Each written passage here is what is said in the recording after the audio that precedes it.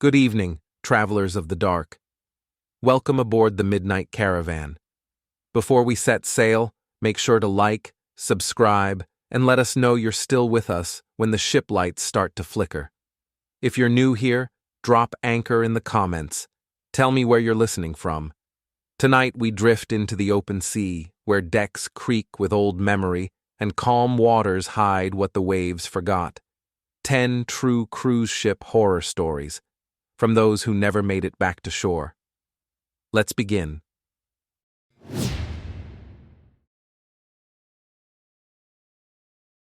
You ever have a day that just feels too long?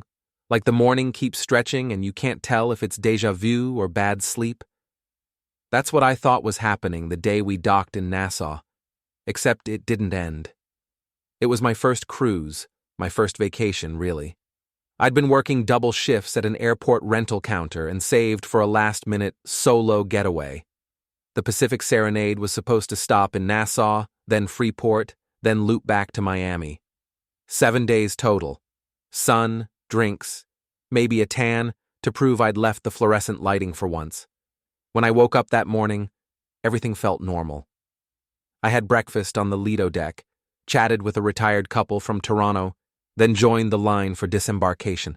The sky was perfect, cloudless blue, hot already. I remember the faint hum of the ship's engines beneath my feet, like a cat purring through the floor. I stepped off, scanned my card, and spent the day wandering downtown. Bought a shell necklace, got mildly sunburned, back on board by 5. So far, so good. The next morning, I woke to the same announcements. Good morning, passengers. Local time is 8 a.m. and we're anchored in beautiful Nassau. I laughed. The intercom must have replayed yesterday's script. I pulled back the curtain and froze. We were still at the dock. Same tugboat tied to our hull, even the same pelican sitting on the yellow post, blinking at me like I'd interrupted him mid-dream. I checked my phone. Tuesday, June 18th. Then the TV channel with the ship's itinerary, Tuesday, June 18th. I actually went to the guest services desk joking about Groundhog Day.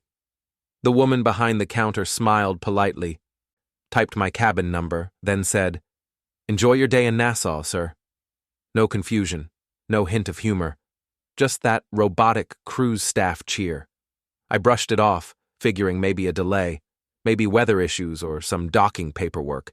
Except, no one else seemed bothered. The announcements, the music, the activity schedule, all identical to yesterday's. The poolside movie was the same one. Finding Nemo. I remember thinking, that's on the nose, isn't it? By sunset, I was certain something was wrong, because every conversation I had, every single one, played out exactly the same. Same jokes, same pauses, same little details. Even the guy who tripped on the pool stairs did it again, down to the second.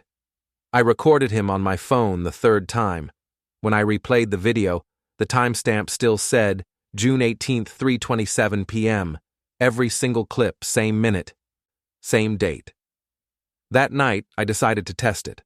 I stayed up past midnight on the observation deck, watching the lights on shore. At exactly 2:14 a.m., I saw the horizon stutter, like a bad video edit. The stars blurred for half a second. Then the Serenade's horn blared 3 short blasts, and everything went dark. Total blackout. When the power came back, I was in my bed. Sunlight streamed through the curtains. The morning announcement chirped, "Good morning, passengers. Local time is 8 a.m., and we're anchored in beautiful Nassau." Same tone, same words, and outside the window, that same pelican sat on the same post, blinking at me again. I tore open my phone. Battery full, though I remembered draining it last night. Messages I'd sent, gone.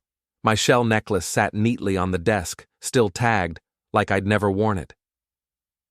The date read June 18th, again. That was the morning I stopped laughing. By noon, I realized the only thing changing was me, and the crew had started watching me like I was the one off script. By the third, June 18th, I stopped pretending.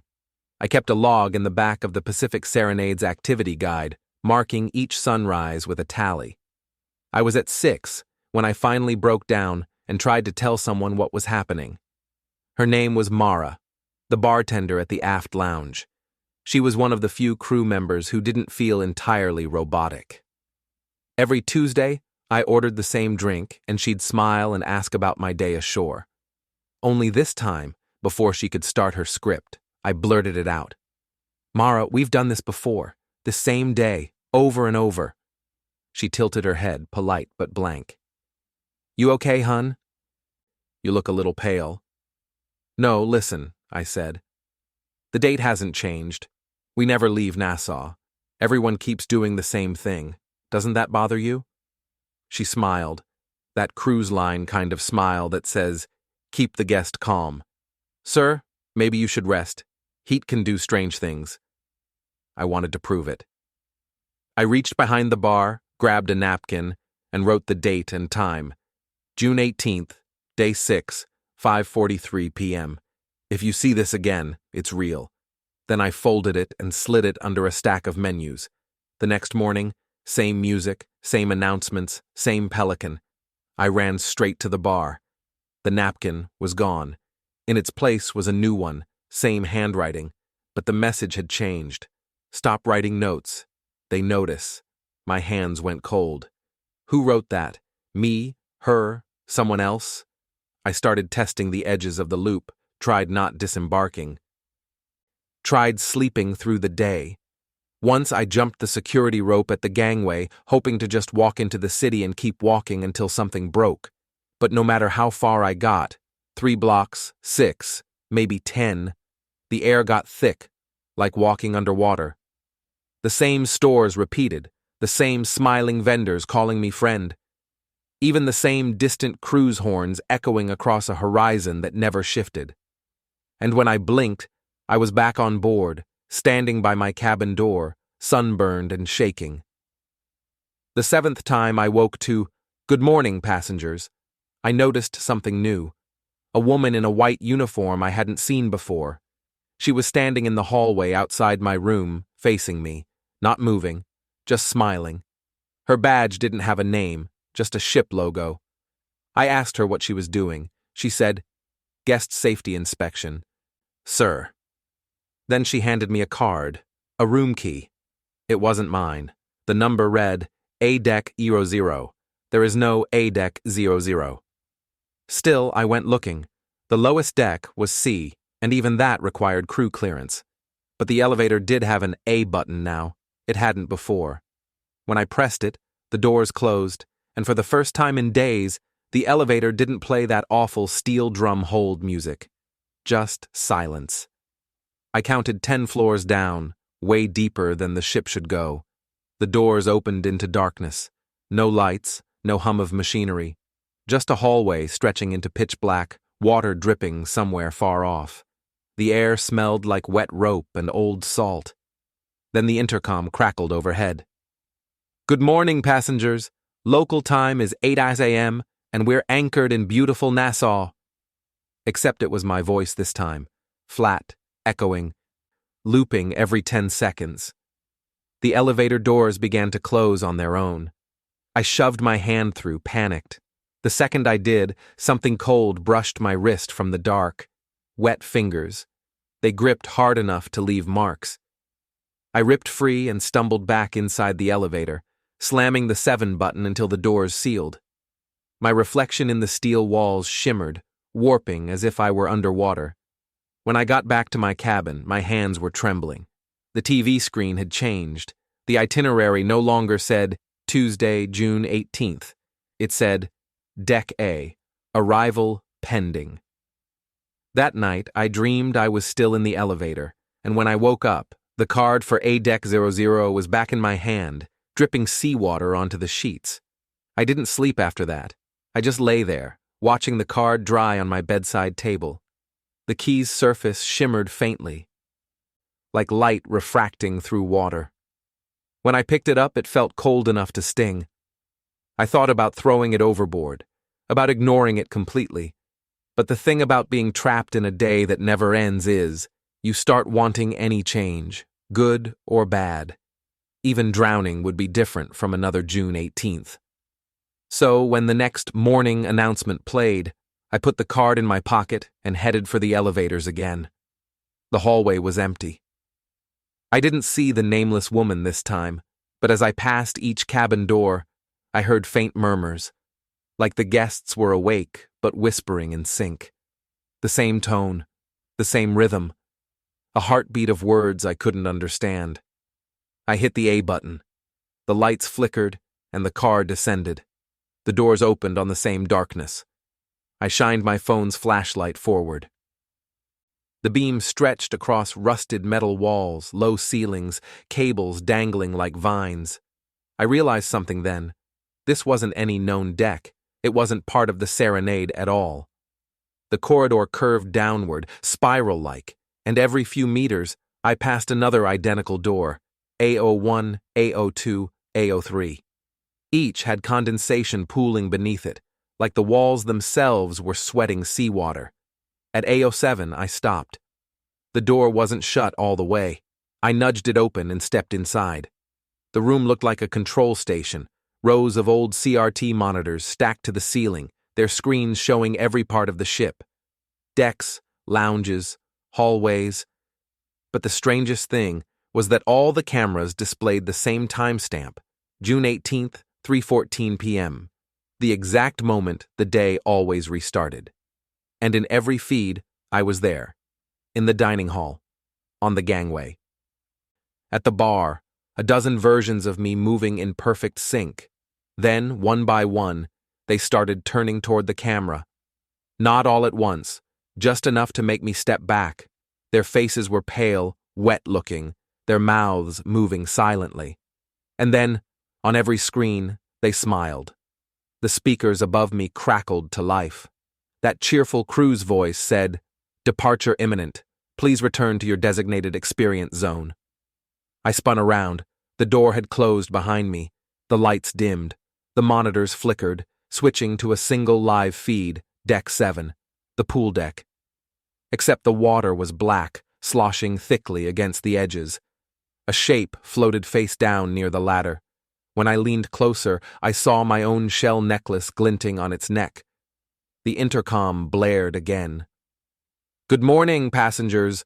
Local time is 8 a.m., and we're anchored in beautiful Nassau." Only this time, it sounded like it was coming from inside the room, from every speaker, from the walls, from me. I started banging on the door, yelling, "Let me out!" The metal beneath my fists felt soft, almost rubbery. Then it flexed inward, like something breathing on the other side. A voice spoke behind me. "It's almost boarding time." I turned, and there she was, the uniformed woman with no name tag. Her face was dripping wet, her smile too wide. She held a clipboard, water pouring down the paper, ink swirling like smoke. "You made it to A deck," she said. "That means you're ready for your next itinerary." Before I could move, she pressed the card back into my hand. It glowed faintly blue. "Enjoy your day in Nassau," she whispered. Then the world flickered. I woke up to sunlight. My bed was dry. The announcement played cheerfully overhead. "Good morning, passengers. Local time is 8 a.m., and we're anchored in beautiful Nassau." Outside, the Pelican blinked at me from its post. The date on my phone read June 18th. But this time, there was something new on the TV itinerary. Day 1. Guest orientation, port call, same day forever.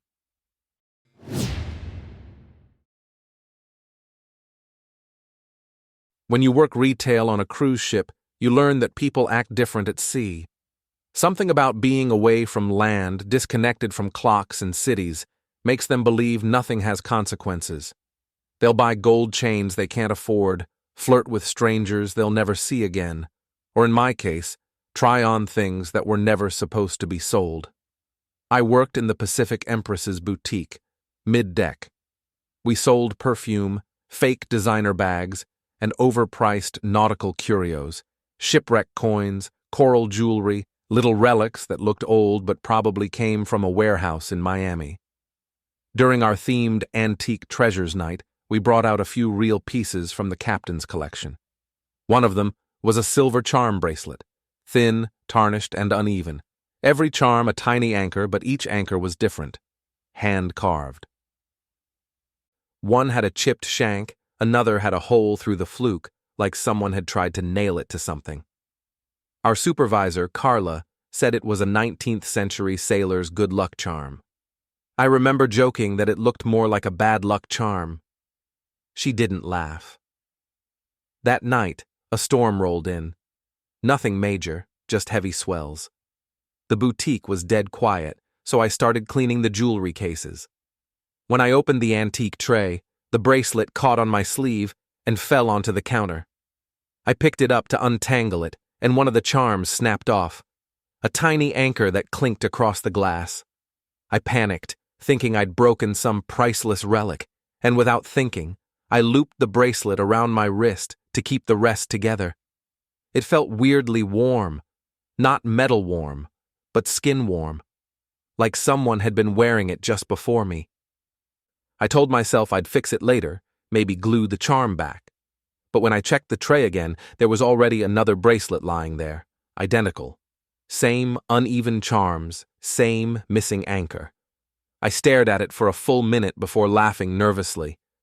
Must have been two all along, right? Right? Carla came back just before closing. Inventory's short one item, she said. Did you miscount? I shrugged. Probably. I didn't tell her I was still wearing it. I figured I'd return it next shift and no one would notice. Except when I got back to my cabin, the bracelet wouldn't come off. I tried sliding it, twisting it, even soaping my wrist. The links wouldn't separate, and the clasp wouldn't open. The metal had tightened somehow, like it had shrunk around my skin. I remember staring at it under the cabin light. The charms didn't look silver anymore. They'd darkened to a dull gray blue, like iron left underwater too long. That night, I dreamt of chains, hundreds of them, hanging from the ceiling of a shipwreck. Each chain had an anchor at the end, all swaying slowly with the current. Somewhere above, something was pulling them, and every time one chain went taut, I felt a sharp tug on my wrist. I woke up gasping, the bracelet burning against my skin. My cabin clock read 3:07 a.m., and through the small porthole, lightning flashed over black water. For a split second, I swear I saw a shape rising with the waves, like a body tethered by something around its arm. When I looked down, one of the bracelet's missing anchors was back. By morning, a second anchor had appeared, and this time, it wasn't shaped like an anchor at all, but like a tiny human hand reaching down. I woke up late the next morning, the bracelet biting into my wrist like a cuff. My skin underneath was pale and cold, as if circulation had stopped. When I ran my thumb over the metal, it felt faintly wet, like it had been soaking in seawater. The boutique opened at 10, and I almost skipped my shift. But I didn't want to draw attention. I hid the bracelet under my sleeve and went in. Carla was already there, checking stock with a clipboard. "You look rough," she said. "Late night?" "Couldn't sleep," I mumbled. She gave me that narrow-eyed stare, the kind bosses use when they know you're lying but don't care enough to push it. Then she said something that made my stomach drop. The captain's collection piece went missing, the silver charm bracelet. "You didn't see it, did you?" I shook my head. "No, maybe it got misfiled." Carla sighed. "He's furious. Apparently it's not just decorative. It's registered with some museum in Portsmouth. They want it returned after this voyage." She laughed nervously. "Guess we'll all pray it turns up before docking." All day I felt the bracelet move, not slide, move, a tiny twitch, a subtle weight shift, as if the charms were turning on their own. Every time I passed under the store lights, I could swear the small hand-shaped charm gleamed brighter than the rest. That night, after closing, I took it back to my cabin and tried again to remove it. I used a small jewelry saw from the maintenance kit, but the blade snapped. The metal sparked, but it didn't dent. My wrist burned afterward, though the skin looked untouched. Around midnight, I felt the tug again, just like in the dream. A slow, steady pull downward, like gravity getting stronger only on that arm.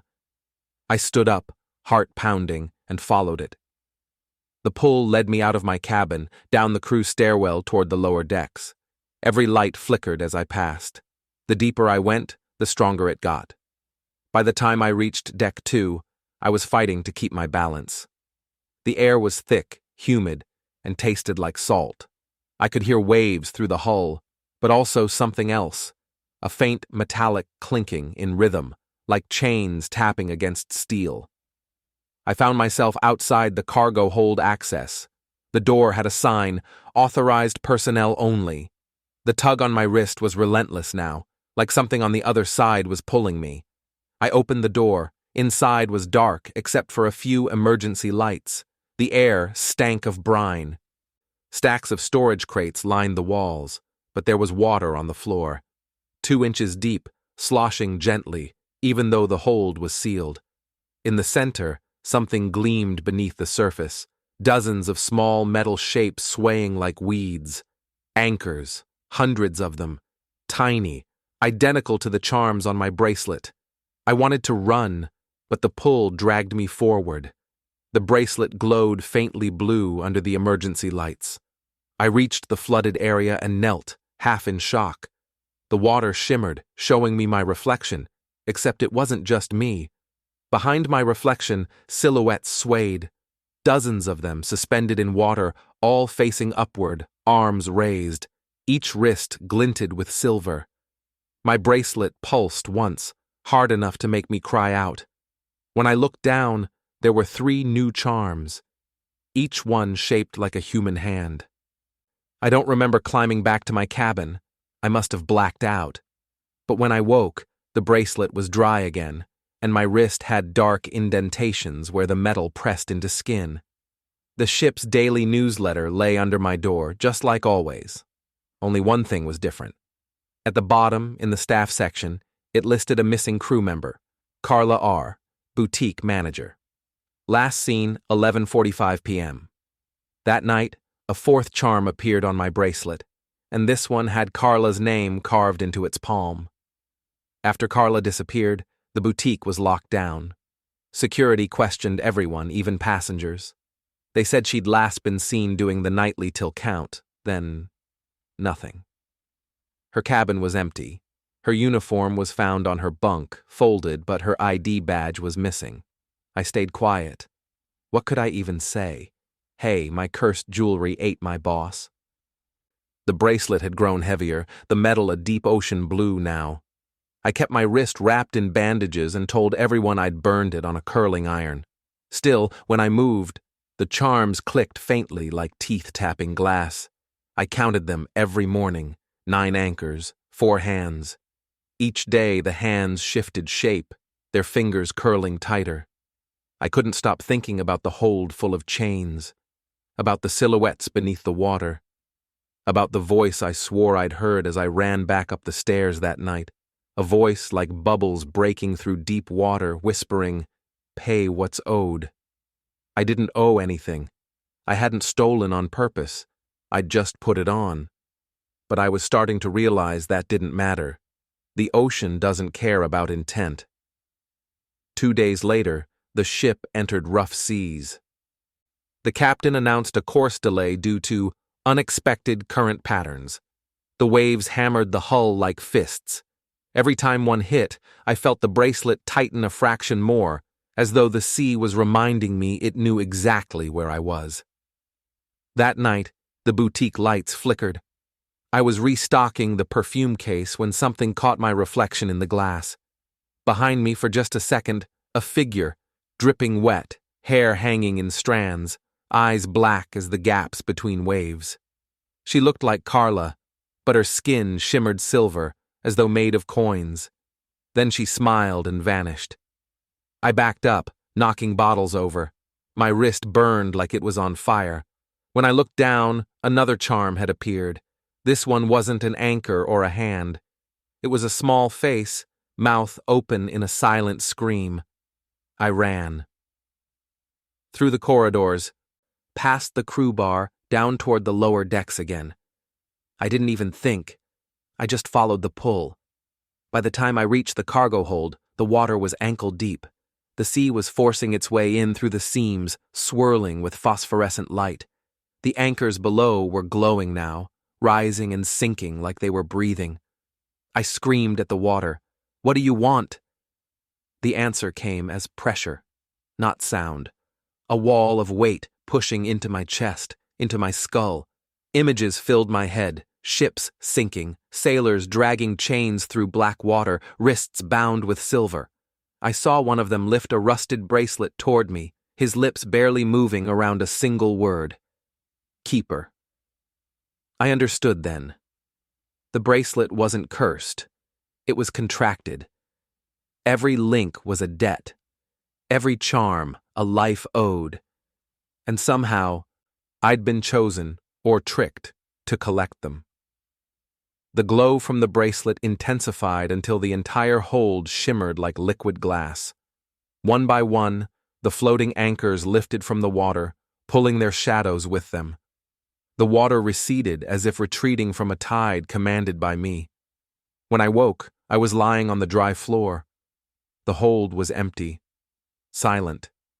The bracelet was cool and silver again, gleaming like nothing had ever happened. Only one charm remained, a single, perfect anchor. The ship's intercom crackled overhead. "Attention crew, boutique manager position open. See guest services to apply." I laughed, out loud. For the first time in days, I wasn't afraid.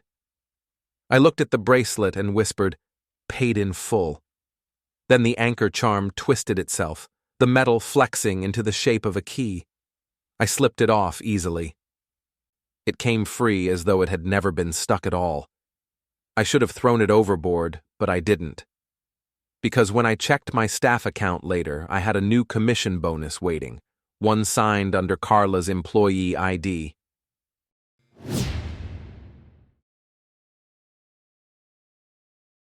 They called it Tender Boat 9, but to us, it was just Number 9. One of the little orange ferries used to shuttle passengers between ship and shore when the cruise liner couldn't dock directly. I was a local contractor out of St. George's, hired to handle the late runs for the Aurora Belle. Easy work, a few stragglers, a half-hour trip through calm water, $50 cash from the deck officer who didn't want it on the books. That night, the sea was like glass, no wind, no swell, just the faint hiss of diesel and the soft slap of waves against fiberglass. I had 6 passengers on board, all tired and sunburned.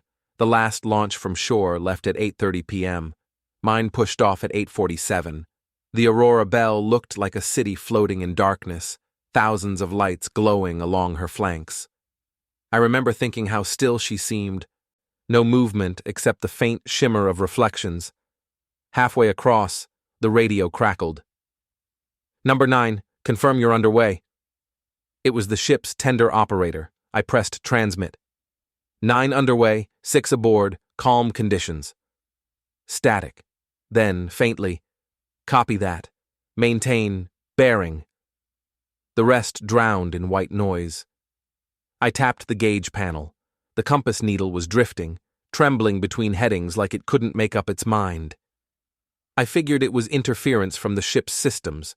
Happens all the time near big hulls. When I looked up again, the Aurora Belle had shifted. Not moved. Shifted. Her lights looked farther away, slightly higher, like she'd climbed a hill that didn't exist. The horizon line bent around her hull, subtle but wrong, like looking through heat haze. One of the passengers, an older woman, leaned over the railing. "Is that the right way?" "Yeah," I said automatically, but my voice sounded uncertain even to me. I adjusted course, watching the compass spin again. The engines groaned, low and uneasy. The sea beneath us stopped rippling. It was too smooth, reflecting the stars perfectly, like a pane of black glass. When the propellers churned it, no bubbles appeared. That's when I noticed the reflection of the Aurora Belle in the water. It wasn't matching her lights. The reflection was darker, fewer windows lit, and it wasn't sitting directly beneath her. It was offset, sliding alongside as if another ship was drifting parallel to the real one. The passengers started murmuring, confused. One guy asked if it was another vessel. I told him no, just distortion, but the words came out thin. I throttled up, trying to close the distance. The harder I pushed, the smaller the real ship looked, while the reflection, the dark twin, grew clearer. I could see faint lights flickering in its windows now, pale blue instead of yellow. Then the radio crackled again. "Number 9, you're not on course. Repeat, you're—" Static swallowed the rest. I looked down at the radar screen. Nothing. Just an empty arc, like we were the only thing on the sea.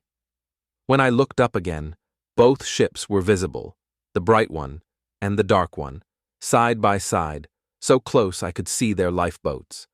And where there should have been the number 9 printed on ours, I saw a faint reflection showing 6. I felt the temperature drop 10 degrees in a breath. The sea was steaming slightly, thin mist curling off the surface. The old woman whispered, "Which one are we going to?" I didn't have an answer. The engine sputtered once, then caught again, running quieter now, as if the air had thickened. The dark reflection ship's windows glowed brighter, inviting. Then a voice came through the radio, calm and toneless. "Tender 9, prepare to receive transfer." When I turned toward the voice, every passenger on board was staring at the dark ship, and one by one, their reflections in the glass vanished before they did. I tried to radio again, but all I got was static. Thick, wet static that sounded like air bubbling through water. The passengers had gone quiet, 6 silhouettes staring ahead at the 2 ships that shouldn't both exist. The Aurora Belle looked normal in the distance, bright, gold, alive. But her twin beside her was almost the same shape, just wrong around the edges. Its lights flickered like lightning trapped underwater. No sound came from it. No engine rumble. Even the air felt drained, heavy and cool, like fog before dawn. The woman nearest the bow whispered, "I think they're signaling us." She was right. Faint flashes came from the darker hull, 3 short, 3 long, 3 short. Morse, SOS. Only ships in trouble use that. But the real Aurora Belle wasn't flashing anything. Her decks looked calm, people strolling, music echoing faintly across the water. It was the reflection, the shadow, sending distress. I should have turned back. Every instinct told me to. But my hands moved on their own, adjusting course toward that darker hull. The compass needle snapped straight north and stayed there, no matter how I turned the wheel. The water beneath us had stopped moving entirely. No chop, no wake. The propellers spun, but the boat glided as if on invisible rails. Then the fog rolled in, thick and sudden. The 2 ships blurred into one, edges overlapping until I couldn't tell which was which. The radio hissed louder, a faint voice repeating, "Tender 9, position confirmed. Maintain heading, maintain—" The voice was mine. One of the passengers, a man in a Hawaiian shirt, stood up. "How's that possible? You're right here." I didn't answer. I couldn't. The same voice on the radio started coughing, gurgling, whispering something about surface breach and equalization complete. The words made no sense, but my stomach turned like I understood them anyway. The air smelled metallic, sharp, full of ozone. Every hair on my arm stood up. I glanced over the side. The reflection below was still there, but not our reflection. The sea looked like glass still, only now I could see another tender boat under us, perfectly aligned, following every motion. And on that boat, 7 figures instead of 6. I counted again. On ours, 6 passengers. On the reflection, 7. One more, standing at the bow, head tilted back, face hidden. The woman beside me gasped. "Who's that?" "I don't know," I said, but my throat felt dry. The reflection figure turned slightly, and its face glinted, a mask of light, hollow-eyed, mouth open wide in a silent scream. Then the fog split. We were alongside the dark ship now. Its hull loomed higher than the real Aurora Bells, metal warped and pitted like something raised from the seafloor. Letters were still visible along the side, Aurora Bell, but mirrored backward. The passengers looked up, mesmerized. One of them, the man in the Hawaiian shirt, climbed the ladder that had lowered from nowhere. I shouted for him to stop, but he didn't even look down. He climbed slowly, hands trembling, until he vanished into the shadows above. The ladder swung gently. No splash, no sound. One by one, the others followed. No panic, no struggle, just calm, hypnotized obedience. Only the old woman stayed beside me, clutching her purse. Her eyes reflected the blue lights from the dark ship. "Are we going home?" she asked. I started to say yes, but the word didn't feel right. When I turned back, the dark ship's deck was empty. The ladder was gone, the passengers were gone, and the Aurora Bell, the bright one, had vanished completely. Only the black water remained, perfectly smooth. The stars above and below matched exactly, with no horizon between them. Then the radio crackled again, my own voice whispering, "Passenger transfer complete. Commence retrieval of operator." I don't know how long I sat there, drifting in that silence. The world around me had no motion, no wind, no current, not even the distant heartbeat of engines. The only sound left was the faint crackle of the radio, like a fire whispering underwater. "Passenger transfer complete," my voice repeated. "Commence retrieval of operator." The old woman beside me had stopped moving. She wasn't dead. I could see the slow rise and fall of her chest, but her eyes were open, unfocused, staring straight at the dark ship that wasn't there anymore. Her lips moved as if reciting something under her breath. I shook her shoulder. "Ma'am? Can you hear me?" She blinked once. "You shouldn't stay." Then she looked at me, really looked, and whispered, "They never leave both behind." Before I could ask what she meant, she stood, turned toward the sea, and stepped off the side. There was no splash, just a soft ripple, like dropping a stone through oil. The water closed perfectly, seamless. The surface reflected the stars again, undisturbed. I reached for the throttle, but the lever wouldn't move. Neither would the wheel. Both were locked solid. The instrument panel lights flickered and died one by one until the only glow left came from the compass. Its needle spun lazily in circles, slower and slower, until it stopped completely. The sea below began to darken. No reflection now, just black, absolute, and endless. Then the radio hissed, cutting through the quiet like tearing paper. "Tender 9, return course confirmed." Return, return. The voice wasn't mine anymore. It was everyone's, layered voices speaking together. Men, women, children, all overlapping in a monotone chorus that made my skin crawl. I looked over the bow. The horizon ahead shimmered. Slowly, a shape rose from the water, impossibly slow, impossibly big. A hull. Steel, curved, dripping. At first, I thought it was the Aurora Bell, but it wasn't bright. It wasn't even lit. The hull was blackened, streaked with salt and rust, letters barely visible under the grime. Aurora Bell, Tender Opes, 1983. I knew that name. Everyone did. The original Aurora Bell had sunk decades ago off the Azores. Fire in the lower decks, then an explosion. Hundreds dead. The line retired the name and built a new ship in its memory. And now that old wreck was surfacing in front of me. The radio clicked again. 9. Report status. I grabbed the handset, though my hand was shaking.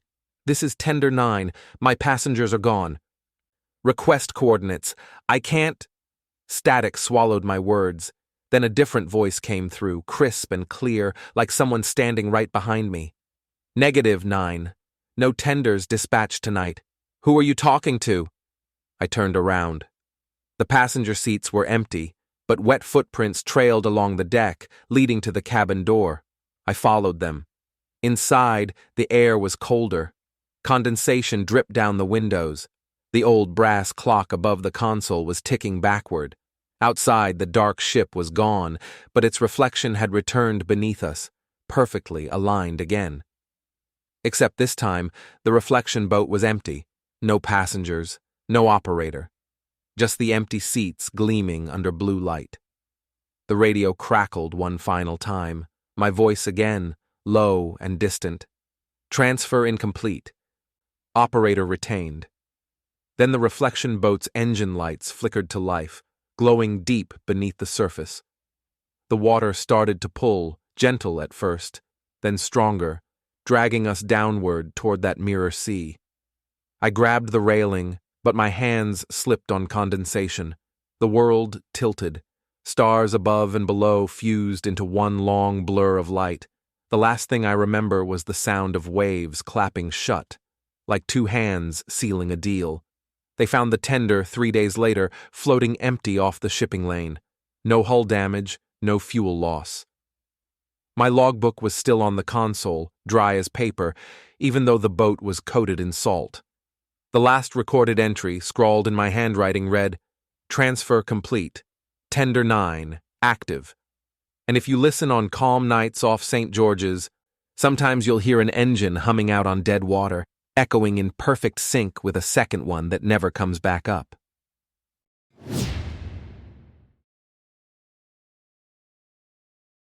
The galley's always hottest between midnight and dawn. That's when the ovens cycle for breakfast prep. Eggs, pastries, bacon by the ton. Most of the crew are asleep, but down there, the ship never stops cooking. I'd been on the Elysian Sun for 4 contracts, long enough that my skin smelled like fryer oil even on shore leave. I was line 3, grill station. That meant 12 hours a day in front of open flames, flipping hundreds of portions without pause. No windows, no clocks, just the sizzle and the hiss. The first time it happened, I blamed the heat.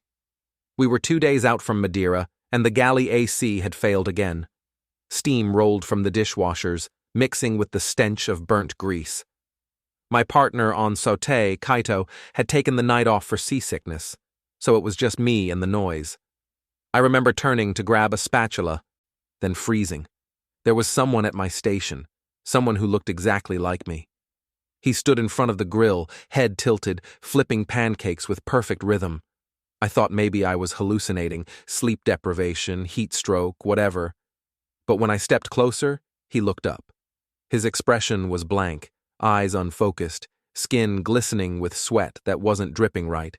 It slid too slow like oil. Then he smiled, my smile, crooked and tired, and said, "You're late." I blinked, and he was gone. The spatula was still sizzling on the grill. I laughed it off to the prep guys the next morning, told them I'd seen my ghost on overtime. They laughed too, but the head chef didn't. He said, "You keep your head down. The galley remembers everyone who worked her, and she doesn't like empty stations." That phrase stuck with me. The galley remembers. The next night, I made sure not to drink coffee or take anything stronger than water.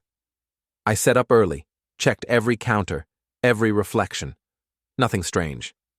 But around 2:30, the sound started. Metal scraping on metal, steady, like a cleaver sharpening itself. When I looked toward the prep table, I saw movement in the glass oven door. Someone standing behind me, though the aisle was empty. The reflection raised a knife. I spun around. No one there. The blade lay exactly where I'd left it, handle wet. I cleaned up early that night and found a note on my locker. Line 3, "Stay late tomorrow. We'll finish together." The handwriting looked like mine. I tried to tell Kaito, but he'd been transferred to pastry duty. "You hearing voices now?" He joked. "Get more sleep." Sleep didn't help. The dreams came anyway. Knives scraping, ovens pulsing like lungs, something whispering in the hiss of steam. Keep cooking. By the end of the week, I was cutting myself without noticing. Tiny nicks that healed overnight. I found my name etched into one of the cutting boards, carved deep like someone had been tracing it for hours. I told the chef again. He stared at me for a long time, then said quietly, "Line 3's cursed. Always has been. Every galley's got one. A station that won't stay empty. When someone quits or dies there, something keeps the work going. You just make sure you don't stop mid-shift." That night, I decided I'd prove him wrong. I clocked out exactly on time, left my apron hanging, and didn't look back. But when I came in the next morning, the grill was already on. Plates stacked high, steam fogging the vents, and someone had signed the prep sheet with my name. When I checked the security footage, I watched myself working all night, until 4:13 a.m., when the version of me on screen turned, smiled, and waved at the camera. I must have watched that footage 50 times. Same motions, same uniform, same everything. Me, moving with perfect rhythm at the grill, no breaks, no hesitation. The timestamp rolled from midnight to 4:13 a.m., when the copy looked straight into the lens and waved. Then the feed cut to static. The head chef said the camera had malfunctioned. "Condensation kills the sensors," he told me. "Throw it out." But when I checked the DVR later, that was the only corrupted file. Every other feed was pristine. I didn't tell anyone else. Who'd believe me? Crew disappear on contracts all the time. They quit mid-port, get drunk, miss boarding. The sea swallows people slowly. But that night, I started noticing small differences in myself. My reflection in the stainless steel backsplash lagged half a second behind. When I turned away from the fryer, I'd still see movement in the corner of my eye, me still working. The cuts on my hands wouldn't sting anymore, but the skin around them darkened like old burns. Sleep didn't help. When I closed my eyes, I'd hear chopping, steady, methodical, in perfect tempo with my heartbeat. Kaido finally asked, "You good, man? You look hollow." "Just tired." He nodded toward my arm. "You burn yourself again?" I looked down. A long red welt curved around my wrist like a rope mark. I didn't remember it happening. That night, I resolved not to go near the galley after hours. I stayed topside, smoking by the lifeboats until the sun came up. When I came back down, the smell hit me first. Grilled meat, onions, coffee. Someone had started breakfast early. Line 3. The station was spotless, every surface wiped. Fresh eggs sizzling on the pan, toast stacked neatly. I touched the handle of the spatula, still warm. The chef came in behind me. "You're early," he said, impressed. "I didn't—" He pointed at the ticket sheet. "Don't play dumb, you've been killing it lately. Management noticed." He handed me the prep list. My handwriting covered every line. For the next few days, everything felt easier. Orders flowed smoother. Burns healed faster. Fatigue vanished. The crew teased me, called me Machine Man. I even started humming while I worked, a rhythm I couldn't place. Then one night, I cut my palm deeply. Should have been a trip to medbay. Instead, the bleeding stopped in seconds, the wound sealing as if cauterized. When I looked in the mirror above the sink, my reflection's mouth was still moving even after I'd stopped humming. That was the moment I knew whatever was happening wasn't just in my head. I ran to the pantry, heart hammering. The smell of cooked meat followed me, thicker now, mixed with something sweet and metallic. Behind me, the galley clanged, utensils falling, pans shifting on their own. I turned back just long enough to see someone standing at my station again. He wore my uniform, apron tied the same way, head bent over the grill. But his skin shimmered, glossy from heat and oil. When he looked up, his eyes reflected the flames perfectly, no pupils, just firelight. "You left the line," he said. Voice calm, identical to mine. "You don't get to stop mid-shift." I stumbled backward, knocking into shelves. What are you? He tilted his head. You, when you stop caring which side's real. The friar hissed behind him, oil bubbling, though no food was inside. The smell of burning flesh filled the room. I ran until I hit the service corridor. My uniform clung with sweat, and my hands, my real hands, were streaked black with soot. When I reached the crew stairwell, I heard the galley intercom switch on. Line 3 complete. Starting night prep. My voice again.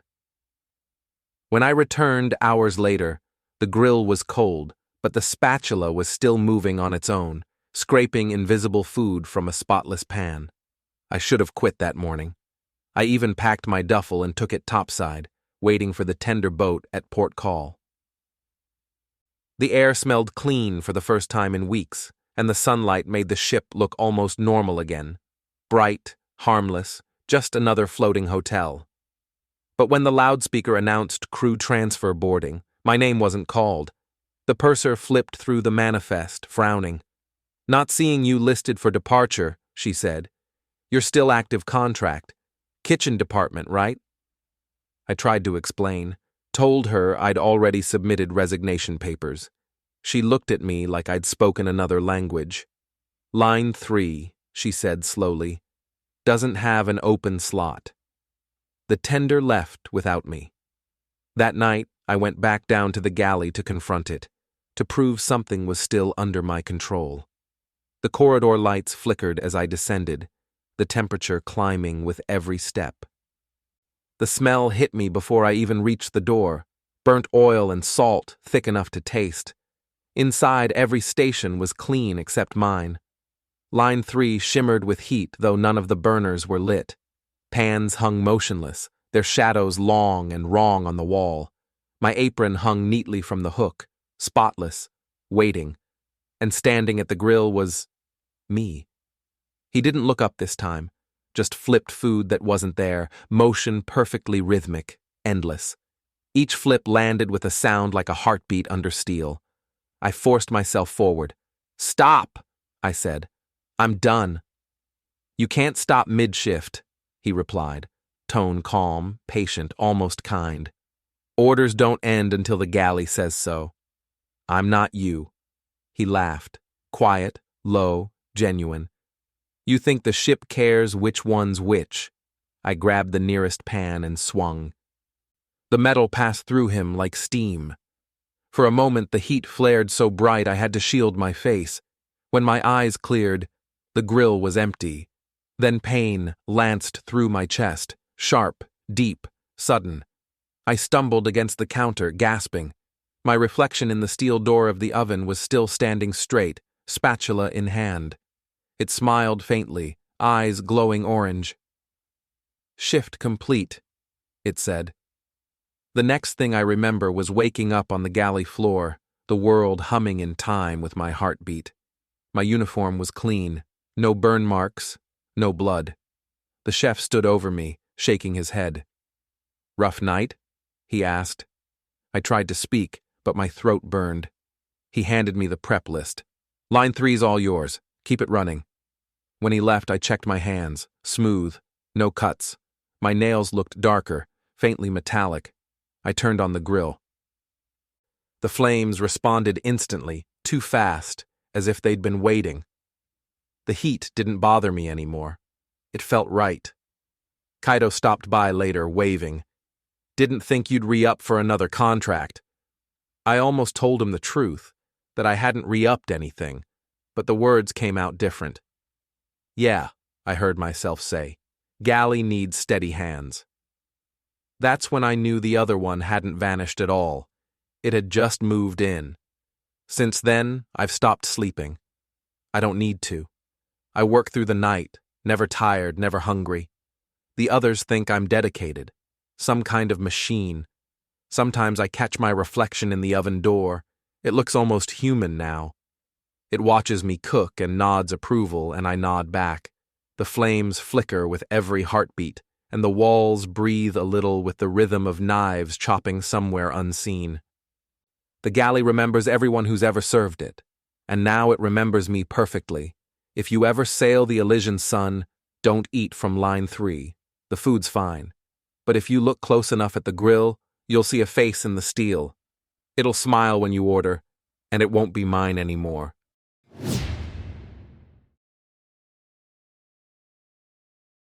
On a ship, every door has a code. Cabin numbers, crew quarters, service hatches, each one logged, tracked, cross-referenced. Nothing goes unaccounted for. That's what I liked about the job. I was a junior steward on the Silver Meridia, responsible for the midship passenger cabins on Deck 14, roughly 50 rooms and 2 linen closets. Predictable. Clean. Until 4141 started calling. The first call came around 2 a.m., one of those quiet nights when even the ocean sounded half asleep. The phone in the steward station buzzed, and the switchboard lit up. Cabin 4141, service request. I grabbed my keycard and radio, groggy. Room service wasn't 24 hours, but some guests figured the attendant button meant butler service. I didn't mind. Tips were tips. When I reached the door, the hallway was empty. The overhead lights had that faint green tint the ship used at night, less strain on the eyes, they said. I knocked. Cabin service. No answer. I knocked again. Still nothing. The corridor was dead silent, the kind of quiet that eats its own echoes. I swiped my keycard. The reader flashed red. Access denied. I tried again. Same result. That was impossible. My card had full access for all standard cabins on this deck. I double-checked the door number. 4141, brass numerals slightly tarnished. I jotted it down for the morning supervisor and headed back. Probably a glitch in the call panel. The next night, same time, same cabin. I answered faster this time, out of curiosity. When I arrived, there was a light on under the door, faint but moving like a candle flicker. I pressed my ear against the wood. Nothing. No TV, no voices. Just a soft rhythmic creak, like a chair rocking in slow motion. I knocked. Cabin service. Something moved behind the door. A shadow passed across the bottom gap, then paused directly in front of me. The air smelled faintly of seawater and perfume, old-fashioned, powdery, like something from my grandmother's vanity. The light under the door blinked out. I stepped back, skin crawling, and noticed something glinting on the floor by the frame. A key. Actual metal, not a card. Small, brass, with a faded white tag reading 4141 in block letters. I picked it up. It was cold. Too cold. When I got back to the station, I checked the master occupancy list. Cabin 4141 was marked unassigned. It had been offline for the past 3 sailings due to maintenance issues. I asked the night supervisor if someone had cleared it early. He frowned. We don't even use that one anymore. Plumbing fault in the wall. Why? I showed him the key. He stared at it for a long time before saying quietly, That's not one of ours. We logged it, locked it in the supply cabinet, and went back to work. At sunrise, I walked past 4141 again. The door was propped open. The housekeeping cart was parked outside, and someone was inside stripping the bed. Thought this one was sealed, I said. The maid looked up, puzzled.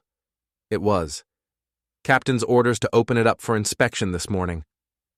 I looked past her shoulder. The cabin was spotless. Fresh sheets, empty closets, lights all on.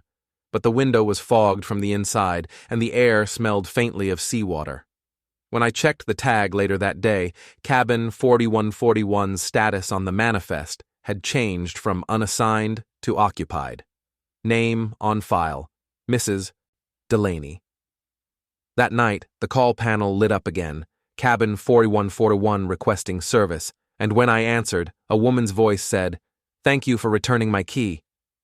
Her voice was calm, polite, exactly how passengers sounded when ordering towels or ice. "Thank you for returning my key," she said again, softer this time. "Ma'am," I started. "Is this Mrs. Delaney?" Click. The line went dead. I stood there staring at the switchboard. The red indicator for cabin 4141 stayed lit, steady and unblinking. I grabbed my flashlight and headed down the hall before I could talk myself out of it. The corridor was colder than it should have been, the ship's usual hum muffled as if I had a blanket over my ears. When I reached 4141, the door was ajar. Just a sliver, but enough to see that faint candlelight glow again. I knocked once. The door creaked open by itself.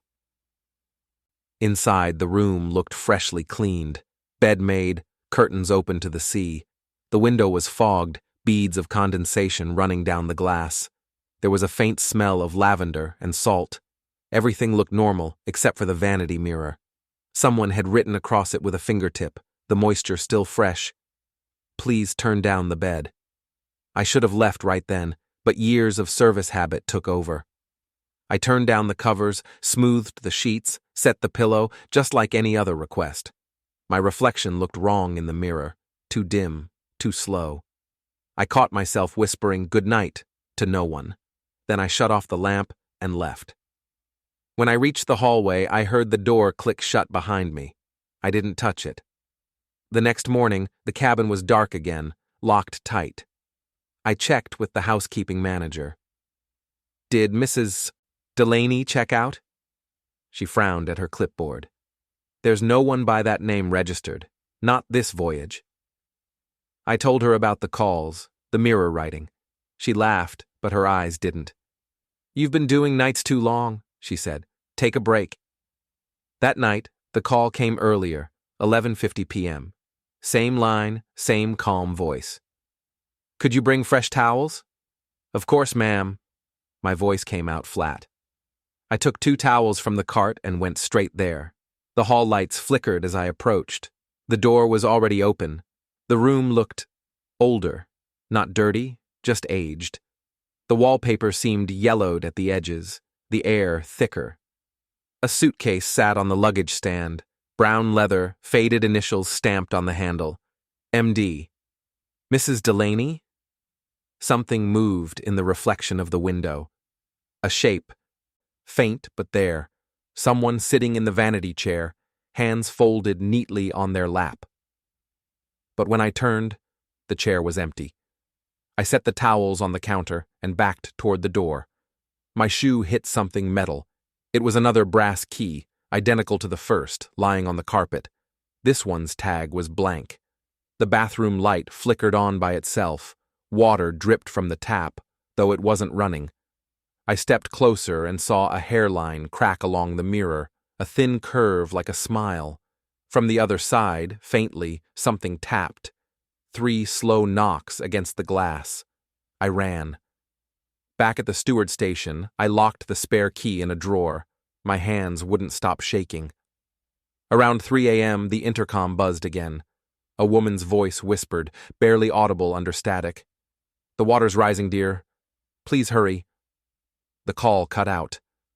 When I checked the passenger manifest the next morning, cabin 4141 status still read occupied. But now, below the name Mrs. Delaney, there was a second listing. Assistant Steward M. Torres. My name. That night, the housekeeping cart outside 4141 started moving on its own, rolling slowly toward the cabin door while the phone rang from inside. By the third night, I'd stopped pretending it was electrical interference or prank calls. Whatever was happening in cabin 4141 had learned my name, my schedule, and the way I answered the phone. The cart moved again around midnight, no incline, no push, just a slow, steady roll until it stopped against the door. When I caught up, the handle turned halfway, like someone was waiting for me to finish opening it. I stood there, hand hovering, feeling the faint vibration of movement from the other side. Then the phone rang, inside the room. I backed away. The sound was old-fashioned, not the ship's digital tone, but a brass bell, the kind used before they switched to intercom systems. It rang 4 times and stopped. I reported it to security. They humored me, sending a guard who knocked twice, found nothing, and marked the incident equipment malfunction. When he left, he said, "Don't stress, man. Ships remember weird stuff. That stuck with me. Ships remember. The next evening, I stayed in the hallway after lights out, sitting on the floor across from 4141 with the spare key in my pocket. The air was heavy, colder than the rest of the deck. Around 2:05, a faint drip started behind the door, then another, then a steady trickle, like a faucet left running. I couldn't take it anymore.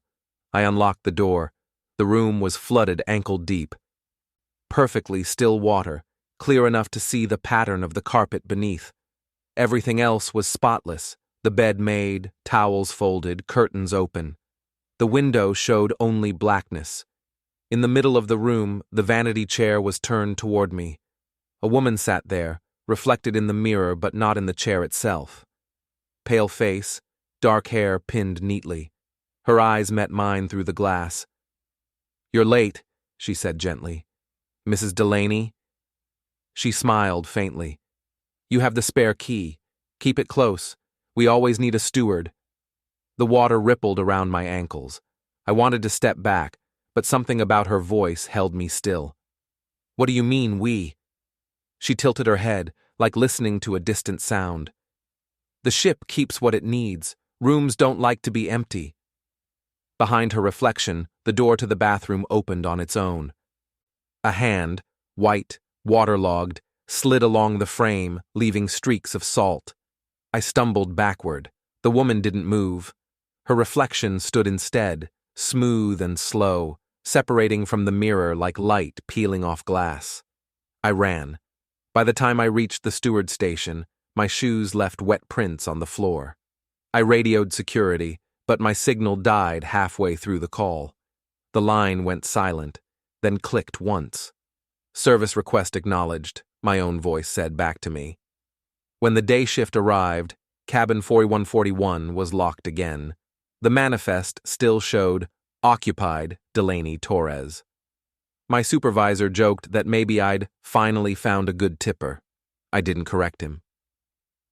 That afternoon, I opened the drawer where I'd kept the spare brass key. It was gone. In its place was a folded towel, perfectly creased, damp with salt water. I tried to quit at the next port, but the HR clerk said my contract file wasn't in the system. "You sure you're registered on this ship?" she asked. That night, I checked into a passenger cabin for the first time, 4123, 2 doors down from 4141. I thought maybe being near it would prove something, one way or another. Around 2 a.m., I woke to the sound of water running through the walls. The phone on my nightstand rang once. I answered without thinking. A woman's voice sighed, warm and close. "Housekeeping. Please prepare cabin 4141 for the next arrival." I hung up. The carpet beneath my feet was wet. When I looked outside, my reflection in the window smiled before I did, and behind me, the door to 4141 was standing wide open.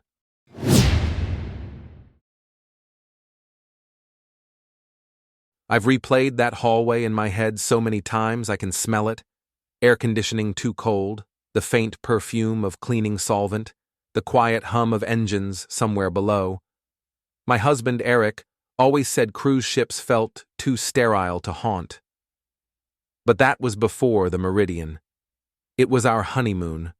We couldn't afford Europe or the fancy lines, so we took the cheap 7-day Atlantic Memories package. Cabins with no balconies, buffet shrimp, nightly bingo. It wasn't glamorous, but it was ours. After 3 years of scrimping, I didn't care where we went as long as it was away from Ohio.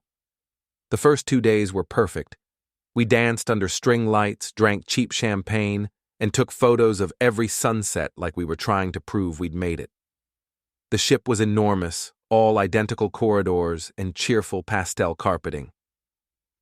Eric joked that he needed breadcrumbs to find our cabin. On the 3rd night after dinner, we went exploring.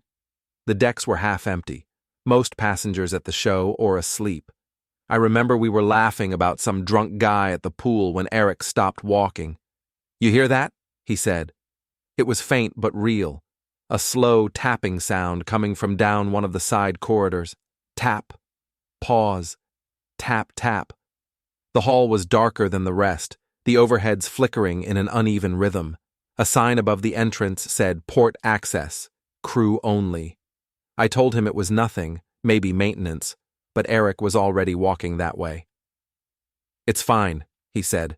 "It's just a hallway." I followed him because that's what you do when you love someone.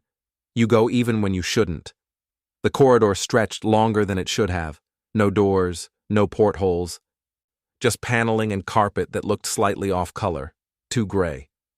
After maybe 20 steps, the noise stopped. Eric turned around and smiled. "See? No monsters." I laughed, but it came out shaky. "Let's go back." We turned around, and the entrance was gone. Just more hallway stretching endlessly in both directions. Eric frowned, then said, "Maybe we turned around twice." He tried walking faster. I followed, heartbeat climbing. The air felt heavy, muffled. The hum of the ship had gone silent. We must have walked for 5 minutes, but the walls never changed. Same panels, same lights flickering at the same intervals. My legs started to shake. "Eric, stop," I said. "Please." He did. And that's when we saw it. A door. Just one, on the left side, where there should have been open air. No handle, no sign, just a faint outline of a frame. The metal looked old, corroded, as if it had been there long before the rest of the ship. Eric touched it. "It's warm," he said, surprised. Then he pressed his ear against it. His face changed. "What?" I asked. He whispered, "Someone's crying in there." I didn't hear anything. I just saw his expression go from curious to terrified. He backed away, shaking his head. "No, no, it's not." He didn't finish. He just grabbed my hand and started running. But the hallway didn't end. We ran until my lungs hurt, until the lights blurred. When we finally stopped, we were back where we started. At least I thought we were. Except now there were portholes. Dozens of them, stretching the entire wall. Only they didn't show the sea. They showed us, reflected perfectly, like mirrors. Except in every reflection, Eric wasn't standing beside me. When I turned to find him, the hallway was empty, and every reflection showed him still standing there, smiling at something I couldn't see.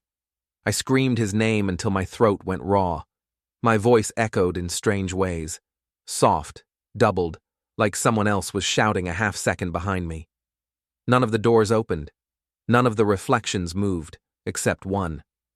The mirror nearest the end of the corridor flickered. Eric's reflection turned his head toward me, though I hadn't moved.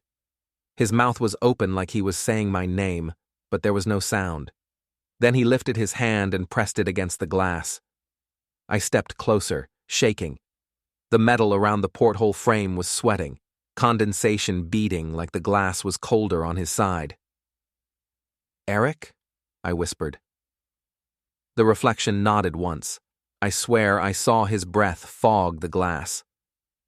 Then a shadow passed behind him, tall, slow, like someone walking in deeper water. Eric's image flinched and looked toward it. I reached out instinctively. The glass was warm. Then the lights above me blinked out. The hall plunged into darkness except for the dim reflection glow ahead. I felt the floor tilt slightly, as if the ship had rolled. Somewhere distant, I thought I heard the ocean again, muffled through steel. When the lights came back, the corridor was shorter. I know how insane that sounds, but the far end was just gone. The last 5 portholes were missing, like the ship had quietly swallowed them. I backed away until my shoulder hit the wall. It wasn't metal anymore. The texture had changed. Softer, almost rubbery, like insulation foam. It pulsed faintly under my hand. I don't know how long I stood there before I heard footsteps behind me. "Hey!" It was Eric's voice. I spun around, sobbing. He was standing maybe 20 feet away, smiling like nothing had happened. "Where'd you go?" he asked. I ran to him and grabbed his arm. His skin felt damp, cooler than the air. "You disappeared," I said. "You were gone." He frowned, confused. "I've been here the whole time." I looked past him. The hallway behind him ended abruptly in solid wall. No intersection, no doorway. Just steel, dull and seamless. "Eric, that wasn't there before," I whispered. He didn't answer.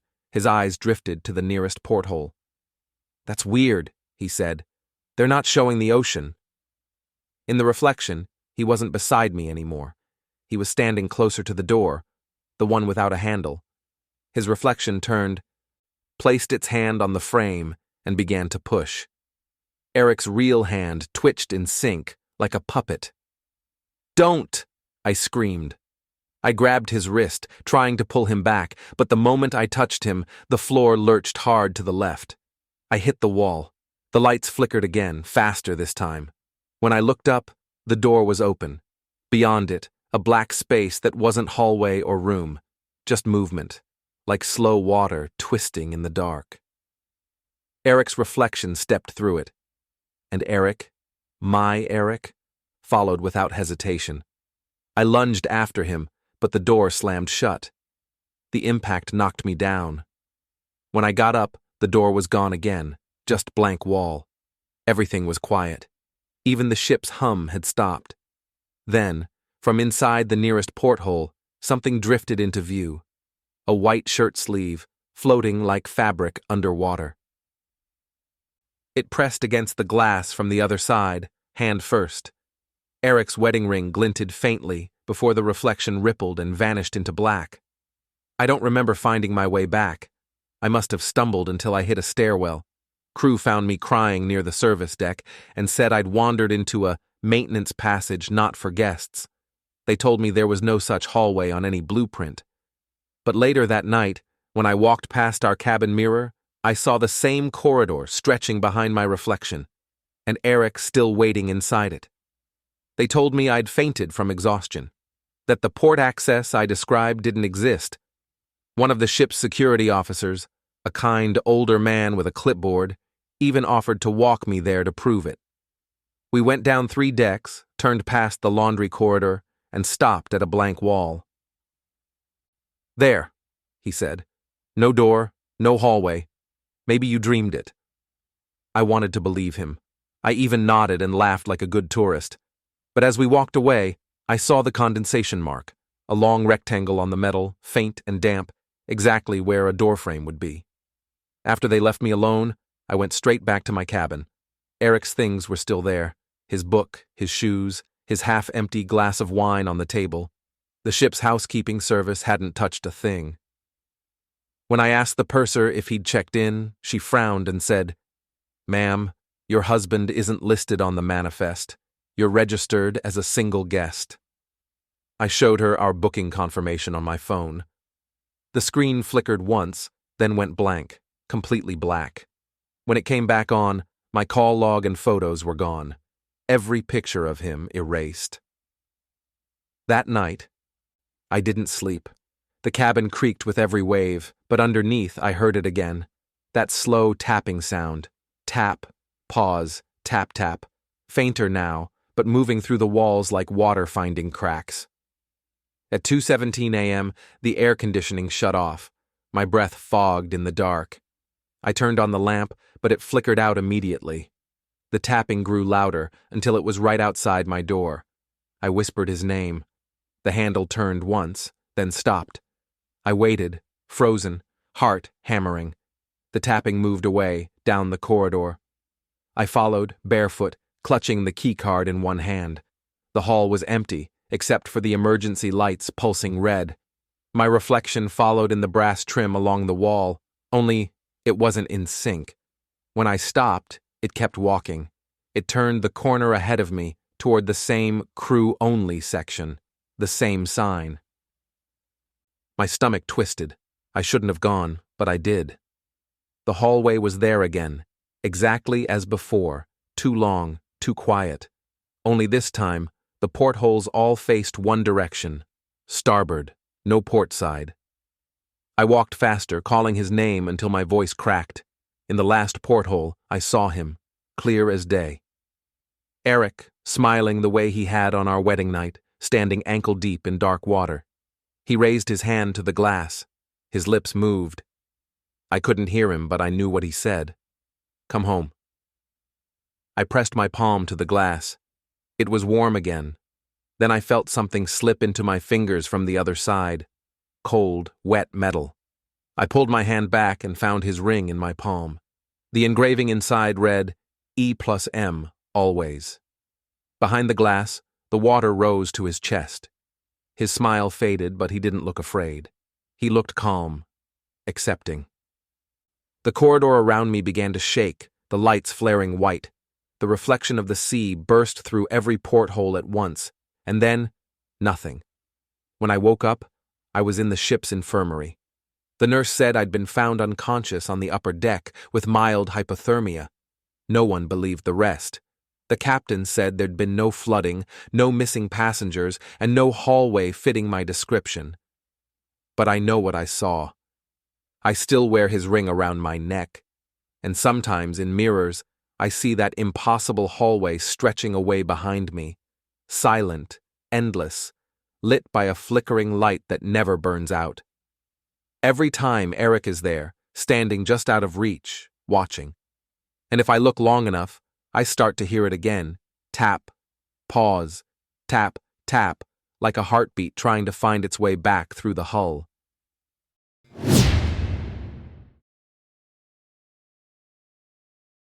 I worked as an assistant engineer aboard the MV Coral Vantage, a medium-class cruise ship built in the late 1980s and refitted twice.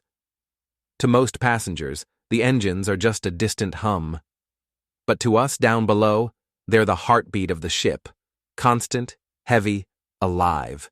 You learn their rhythm like you learn your own pulse. I'd been on the Vantage 6 months when we started hearing the phantom engine. That's what we called it. The sound came through the bulkhead at the aft end of the secondary generator room. A slow chug, mechanical but wrong, deeper, older, not synced with our turbines. At first, we assumed it was vibration echo, or maybe one of the old fuel pumps bleeding pressure. The Vantage had layers of metal built on top of older layers, patched and repatched over decades. When you spend long enough in those corridors, you start hearing ghosts of the ship's own repairs. One night, I stayed after hours running diagnostics. The others had gone up for coffee, and the engine room was in that warm, oil-thick quiet that hums like a sleeping animal. That's when I noticed something new.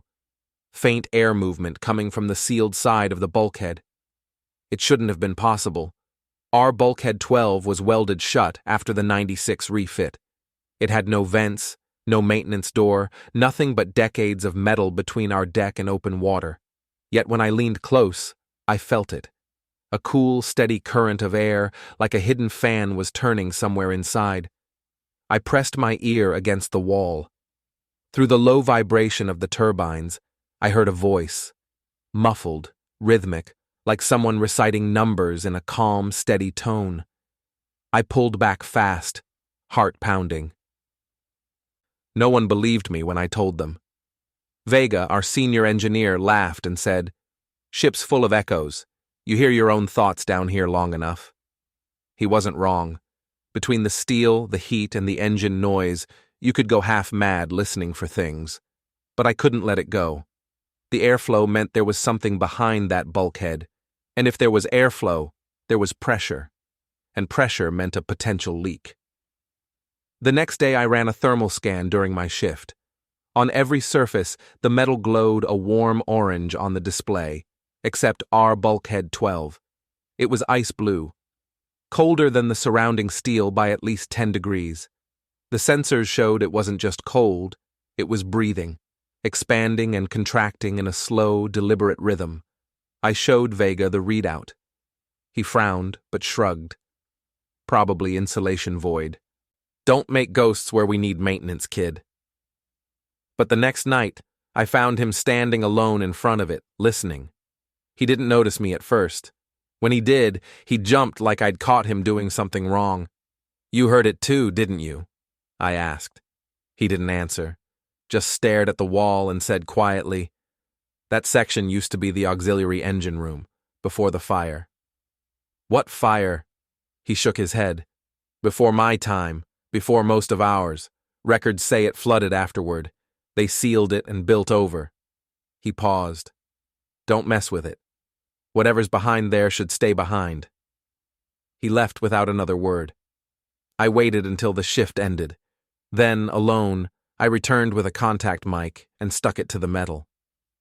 Through the headphones, the hum of machinery faded, replaced by the steady rhythm of pistons turning, slow and uneven.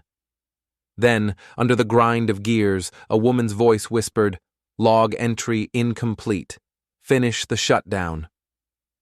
When I checked the ship's archives later, there was no record of any female engineer ever serving on the Coral Vantage, not in the past 30 years. I spent the next 2 days trying to find that voice.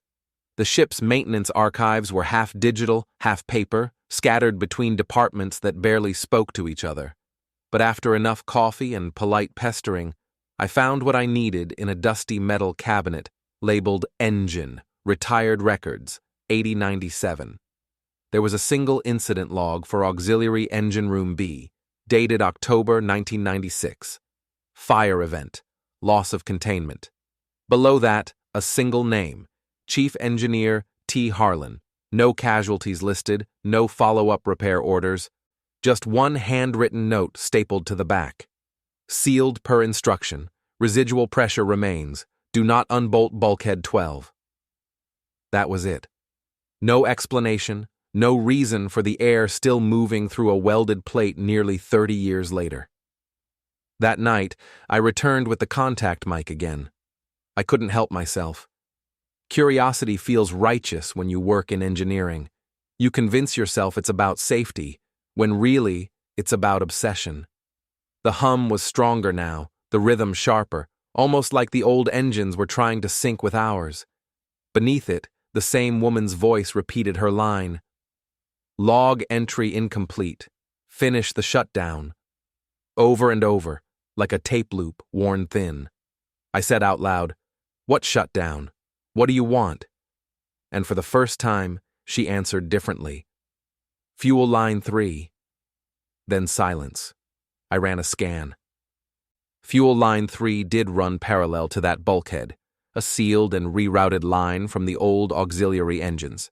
I shouldn't have been able to get a reading from it at all, but the gauge flickered. Pressure buildup. Tiny, but real. I reported it to Vega. He gave me a long look. "You're reading ghosts. That line's dead steel." I showed him the data. He didn't say another word, but that night I heard him in the engine room after hours, talking softly near the bulkhead. The next morning, the pressure gauge was flat, completely normal. And Vega was gone. His bunk was made, locker emptied. Crew control said he'd been transferred mid-route due to family emergency. That was impossible. We were in open sea, no transfers, no port calls for another 3 days. I went back to R Bulkhead 12, heart pounding. Someone had wiped away the dust from the metal. The bolts looked freshly polished, edges gleaming as if turned by a wrench. There were oily fingerprints around the seam, large, rough, and streaked in black soot. I knelt down and felt for airflow. Nothing. Dead still. The cold, though, was worse. My breath fogged in the engine room's heat. And then the mic picked something up again. Not the hum this time, a heartbeat, slow, measured, metallic.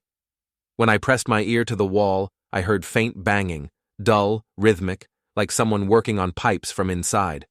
3 strikes, pause, 3 strikes, pause. I knocked back without thinking. The sound stopped. Then came a faint hiss through the steel, and a new voice, deeper, raspier. "Shut her down before she blows." A man's voice this time. I recognized it instantly. Vega. I staggered back, ripping off the headset. The mic fell, clattering across the deck. The sound continued without it, bare, audible, through solid metal. I ran to the control console and checked the internal temperature sensors. The auxiliary section behind bulkhead 12 was no longer reading cold. It was hot, climbing fast. The gauge blinked red before the system crashed. I grabbed the nearest radio. "Engineering to bridge. I've got a critical heat spike aft of main turbine. Check for secondary containment breach." static.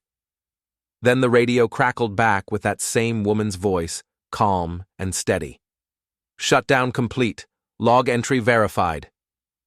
The temperature dropped instantly. When I turned around, the bulkhead was dry. No frost, no heat shimmer, nothing. But one of the bolts at the bottom corner had turned black, like it had been burned from the inside. That night, I dreamed I was inside the old engine room, and when I woke up, my hands smelled like diesel and salt. I didn't tell anyone about the heat spike. The data had vanished from the console anyway, and Vega's name was already scrubbed from the crew list like he'd never been aboard. But the smell lingered, burnt oil and seawater, no matter how many fans I ran. The next evening, the chief sent me to log pressure readings alone. Routine work. I told myself I wouldn't even glance toward R Bulkhead 12. I lasted 10 minutes before I heard it again. That faint, arrhythmic knocking. This time, I recorded it. When I played it back later, there were words hidden in the vibration, distorted, low, like a transmission submerged underwater. Auxiliary engine engaged. Shutdown override. Flooding event confirmed. I slowed the playback, filtering frequencies. Buried under static, another voice overlapped. A woman's, ragged but urgent. They didn't shut her down. They left it running. Tell them we're still here. My hands shook. The 1996 log hadn't been an accident report. It was an incomplete shutdown log. The fire wasn't fire. It was pressure ignition. The auxiliary engines had flooded mid-operation, and whoever was down there had been sealed in with them. I needed to know how deep the damage went. The access hatch above Bulkhead 12 was still welded, but behind the emergency locker, I found an old inspection port, probably used during the refit. It was no bigger than a notebook, covered with a corroded brass plate. The screws came loose with barely any resistance. When I pried it open, a breath of freezing air hissed out. Then came the smell: oil, rust, and something sharp, like ozone. I shined my flashlight inside. The beam vanished into darkness, bouncing off the curved edge of a tunnel I'd never seen on any schematic. Water shimmered at the bottom, trembling with every pulse of the engines. And then, faintly, a face surfaced in the reflection. Not floating, mirrored. A woman in an old orange coverall, hair plastered to her forehead, staring straight at me. Her eyes looked black, pupils blown wide from the dark. She lifted her hand and pointed upward, at me. The reflection rippled. Another face appeared beside hers, Vega. He mouthed something I couldn't hear, then both vanished beneath a wash of static light that filled the port like boiling water. I slammed the plate shut. When I turned, the overhead lights flickered and dimmed. All the consoles went red, alarms blaring, engine temperature, power fluctuation, coolant failure. I grabbed the radio again. "Bridge, we've got a critical reading. Core systems overheat, requesting immediate." The signal cut mid-sentence. Then, through every speaker on the deck, a voice whispered, clear and soft, "Shutdown complete. Log entry verified." The alarms died instantly. The readings normalized. The engine's heartbeat returned to its steady rhythm. When I looked back at the bulkhead, I saw condensation tracing along the welded seams, one narrow line of fresh moisture forming the outline of a door. I don't remember leaving the engine room. The next morning, the chief told me the thermal sensors had all reset. No record of any overheat. He handed me a printout to verify my night log. "Routine," he said. When I flipped it over, the final entry was already typed out. Log 09612. Secondary engine containment shut down successfully. Overseen by Assistant Engineer L. Cruz. My name, my ID. Timestamp, October 6, 1996. I checked the digital clock above the control panel. October 6, 2025. That's when I noticed the mark on my arm. 3 small burns in a triangle, like the pattern on Vega's glove patch. And faintly, beneath the hum of the turbines, another sound began to build, an older, slower rhythm, syncing perfectly to ours. Every once in a while, When the ship quiets between shifts, I hear her voice again through the metal. Soft, almost kind. "Keep her steady, Cruz. Don't let her flood again." I nod, though no one's there to see it. I log the pressure, check the seals, and pretend I don't feel the vibration of another engine running somewhere beneath my feet. Sometimes I wonder if the Vantage ever really left 1996, or if we're all just keeping her afloat, one replay at a time.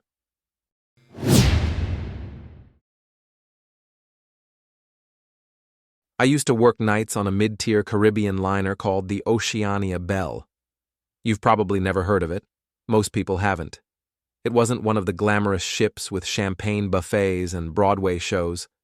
More like a floating hotel for retirees who couldn't sleep and honeymooners who couldn't afford the real thing. My shift started at midnight, when the last of the drunks stumbled back to their cabins and the decks emptied into that weird ocean quiet. No birds, no wind, just the endless churn of black water. Cleaning Deck 7 was my job. Wake Deck, we called it, because the outdoor pool sat right above the engine room vents. At night, warm mist rose through the grates, so it always looked like the water was gently steaming, even when it was drained. Management liked to keep it empty overnight. Too many slip-and-fall claims from moonlight swimmers. My job was simple: mop, rinse, secure the chairs, lock up. The first time I noticed the footprints, I figured some drunk guest had ignored the signs again. Wet, narrow, barefoot prints leading from the pool's deep end all the way to the lifeguard station. That was nothing new, except the pool had been dry for 3 days. I remember standing there with my mop, staring at the faint puddles reflecting the deck lights, thinking, where did they come from? No rain, no dripping pipes, just footprints appearing out of nowhere. I wiped them up, finished my shift, and tried not to think about it. But they came back the next night. Same pattern, barefoot tracks leading from the pool to the edge railing, like someone had climbed out of the water, walked 20 feet, then vanished into the sea. I checked the CCTV feed. Nothing. The cameras on Deck 7 were motion-triggered, and between midnight and 3 a.m., they recorded nothing but still frames of empty deck chairs and soft fog. The third night, I brought my phone to take photos. By the time I reached the pool, the footprints were already there, fresh. Water still pooled in the grooves. The strange part was the shape. Not quite human. Longer toes, no clear arch, and the prints seemed to taper oddly near the heel. I followed them to the edge, where the steel safety rail met the open air. The ocean below looked calm, almost oily. I couldn't see the reflection of the moon, just a dark sheen that seemed to move slower than the waves around it. I told my supervisor the next morning, but he brushed it off. "Condensation," he said. "Deck's right over the venting lines. Warm air, cold metal, it happens." I didn't argue, but condensation doesn't form footprints. The next few nights, I tried to avoid the pool. I focused on the lounge chairs, the stairwell, anything else. But it was like the prints were waiting for me, always fresh, always wet. Sometimes leading halfway up the ladder that went down to the crew access hatch, sealed shut since last year's refit. Nobody was supposed to be down there. Nobody could be, not without a key card and a maintenance escort. On the 7th night, the footprints didn't stop at the hatch. They started there, like something had climbed out. I crouched down, running my light across the deck. Water trickled from the edges of the hatch's metal frame, dripping slowly between the bolts. I listened, holding my breath. But the only sound was the thump of the engines below and the faint slosh of the sea against the hull. Then, just faintly, I heard a scrape, like nails dragging across the underside of metal. I backed away so fast I nearly slipped. The sound stopped immediately. I told myself it was machinery settling, that I was overtired. But that same night, around 4 a.m., the ship's PA crackled, an announcement that shouldn't have existed. "Deck 7. Pool closed for maintenance. Please clear the area." The voice was mine. But when I checked the bridge logs later, No one had made any announcements, and the recording of my voice didn't come from the ship system at all. After that night, I started keeping track. Every time I came on shift, I'd jot down the exact time, temperature, even the tide charts printed in the crew mess. I wanted proof, something to show the captain or the engineering chief. But the more I wrote, the less sense it made. The footprints didn't match any pattern. Sometimes they appeared before midnight, sometimes closer to dawn. Once, they led all the way around the deck, circling the pool like a restless animal. Once, they stopped halfway and vanished into dry metal. I kept cleaning them up, though, because that's what I got paid to do, and because I didn't want anyone else seeing them and asking questions I couldn't answer. A few nights later, I heard the hatch rattle. It was around 2 a.m., and I was sweeping near the railing when I caught the sound. A soft clink-clink, metal shifting against metal. I froze. The maintenance hatch on Deck 7 wasn't supposed to move. It was sealed with rusted bolts and covered by a warning placard. Engine access. Authorized crew only. Still, the noise came again, this time followed by a dull thud from underneath, like someone pushing upward. I forced myself closer, heart hammering. When I knelt down and put my hand on the metal, it was cold. Wet. Not the condensation kind of wet, this was fresh water. The droplets were beating up through the seams. I wiped it with my rag, but the surface stayed slick, as if the metal itself was sweating seawater. That's when I heard the knock. 3 slow, deliberate knocks from beneath the hatch. Then silence. I left my cart right there and bolted to the crew corridor. I don't think I even clocked out. The next day, I tried to find the ship's old schematics. The bell had been refitted twice, once after a small engine fire, once after it was sold to a cheaper cruise line. In the crew IT terminal, I found the deck maps. There was no record of any hatch under the pool, nothing labeled Access Deck 7. The nearest maintenance passage was a full 2 levels below. I printed the page and showed it to Ruiz, the senior cleaner. He gave me this strange look and said, "You're still doing night shifts on 7, huh?" I nodded. "Yeah," he said. "Don't." That was all. Just don't. I tried to ask more, but he wouldn't talk about it. Later that night, when I went to clock in, I noticed Ruiz had swapped assignments with someone from the laundry crew. Deck 7 was mine again, alone. When I got up there, the deck lights were dimmer than usual. Half the bulbs were out, and the pool cover was gone. The basin gaped open, empty, lined with chipped paint and rust stains. A faint smell of salt lingered, not the clean ocean kind, but something older, sour, like a fish market that had been locked up for years. The footprints were already there, only this time they didn't start near the hatch. They began inside the pool, from the deep-end ladder trailing up the slope, dripping onto the deck. Each print gleamed under the safety lights, darker than water, almost black. I followed them, holding my flashlight low. They led to the storage closet by the lifeguard chair, the one where we kept the nets and towels. The door was slightly open, though I'd locked it at the start of my shift. I pushed it wider, the hinges squealing. Everything inside was soaked. Towels, mops, rags, all dripping wet, as if someone had dunked them in the sea. And right there in the center lay a crew jacket, not folded, not hanging. Just spread out flat across the floor, sleeves open like it was still being worn. The name patch read, R. Ruiz. My stomach dropped. Ruiz hadn't been on shift tonight, or any night since switching decks. I bent down to touch the fabric. It was ice cold, and as I lifted it, seawater streamed from the sleeves. Something slipped out of the pocket, a ship's intercom mic, its cable frayed and corroded. When I lifted it to the light, a faint hiss of static came through the speaker. Then a voice, low and wet, whispered, "Deck 7." And from somewhere beneath my feet, I heard the hatch slam shut, followed by the slow, dragging sound of someone walking across the metal from the inside. I didn't go back the next night. I told the shift manager I was sick, stomach bug or something. He didn't even question it. Apparently, Ruiz hadn't checked in either, and nobody could reach him. They figured he'd quit. Crew turnover on those ships is brutal. Nobody blinks when a name disappears off the roster, but I couldn't sleep. Every time I closed my eyes, I kept hearing that slow, dragging sound, the shuffle of wet feet pacing under steel. By the third day, I convinced myself it had to be a maintenance space. Maybe Ruiz had fallen in. Maybe there was some kind of flooding issue.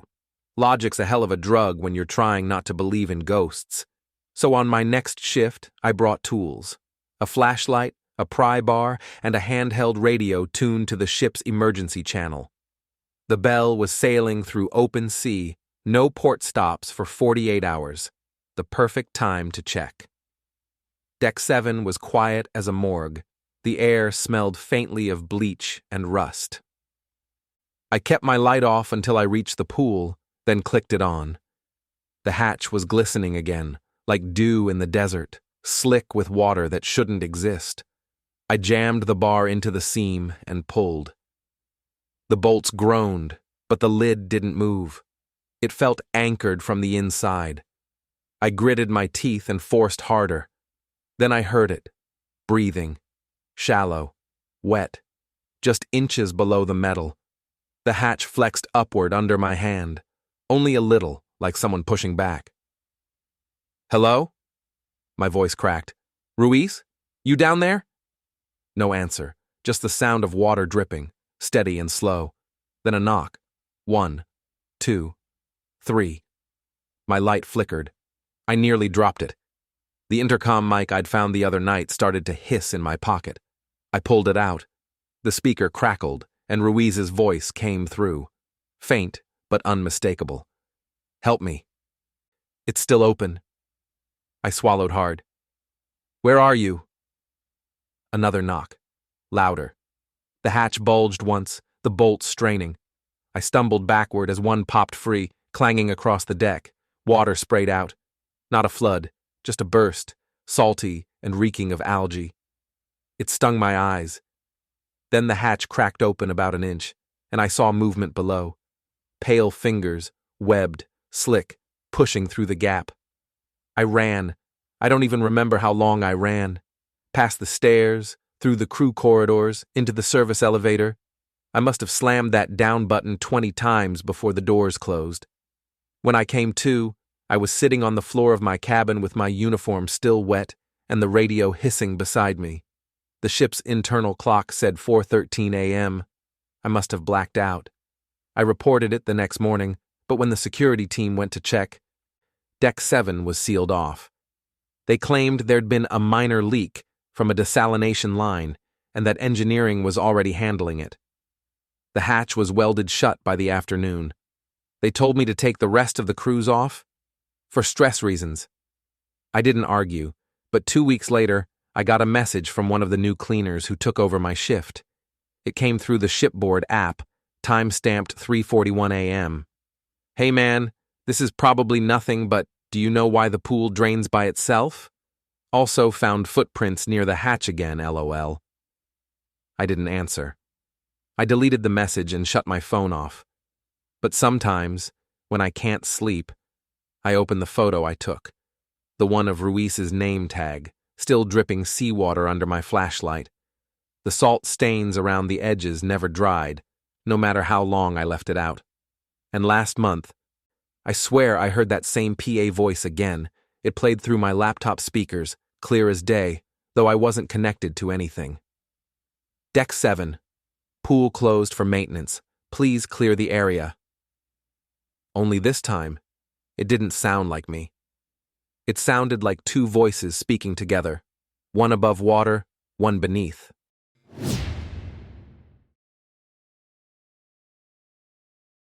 I booked the cruise because of the name, the mariner's memory. It sounded like a promise or a threat, maybe both. I'd spent 40 years cataloging shipwrecks for the museum in Norfolk, interviewing survivors, collecting logbooks, giving lectures about vessels that never came home. When I retired, the sea started feeling less like an old colleague and more like a ghost that hadn't finished its story. So I bought a solo ticket. 7 days, transatlantic, heritage voyage, they called it, advertised to history buffs and veterans who wanted to remember the golden age of travel. The first 2 days were perfect. Calm seas, mild weather, quiet passengers, most of them older, like me. The staff treated us like museum pieces, gentle smiles, endless patience. On the third night, during dinner, the cruise director made a passing comment about the forward promenade deck, how it had been preserved for structural reasons and wasn't open to guests. I asked why. He smiled tightly. Just routine. She's an old ship. Best not to tempt the wind. The phrase stuck with me. Later, while most of the passengers listened to the lounge pianist, I went exploring. The forward decks of ocean liners were always my favorite places, the parts that faced into the wind where you could feel the true motion of the ship. The modern cruise crowd avoided them because they were too windy. That was fine by me. Deck signage stopped at F, but between 2 maintenance doors I found a narrow stairwell marked crew access only. I've spent my life convincing curators to open ropes and restricted cabinets, so a single faded sign didn't stop me. The air up there was colder. The hum of the engines faded until I could only hear the wind. I stepped through an archway and out onto a broad stretch of deck I hadn't seen on any map. The quiet deck, as I'd later call it, wasn't lit like the others, just a few dim safety lamps glowing along the rail. The surface underfoot was older wood, weathered gray, not the plastic composite of the rest of the ship. A dozen deck chairs sat in neat rows facing the dark Atlantic, all empty. I stood there for a long time, letting the salt sting my eyes. The air smelled like home, diesel, rust, seaweed, and the faint sweetness of distant rain. I almost felt young again. Then I noticed the music. Faint, tinny, drifting up from below. The same piano melody the lounge player had performed earlier that evening. Except it was out of sync, slower, like someone playing underwater. The notes lagged, warped, the pauses too long. I leaned over the railing, trying to find the source, but the sound wasn't coming from below. It was coming from within the deck. The boards beneath my shoes vibrated slightly with every note. I knelt down and pressed my hand flat to the planks. The wood felt warm. When the last note faded, I heard something else, a man's voice humming along, low and steady. The tune was familiar, though I couldn't place it. Then the wind carried the words, faint and slurred. "Sailor, sailor, why so still?" I stood up fast, heart pounding. The chairs around me creaked softly as if someone had just sat down. The deck lights flickered once, twice, then steadied. Every chair now faced the opposite direction, turned toward me. I walked backward until I hit the door. When I turned the handle, it was locked from the outside. The humming stopped. And for one long breath, the sea itself seemed to hold still with it. Then a voice behind me whispered, "You always come back, Captain," though I've never captained a ship in my life. I didn't sleep that night. I lay in my cabin listening to the soft churn of the engines, the faint clatter of pipes in the walls. Every time the hull creaked, I thought I heard that same tune, "Sailor, sailor, why so still?" threading through the noise. By dawn, I'd convinced myself it was a dream. Maybe I'd drifted off on that forbidden deck and imagined the rest. I even laughed about it during breakfast, told the waiter the ship must have wanted to keep me as part of the decor.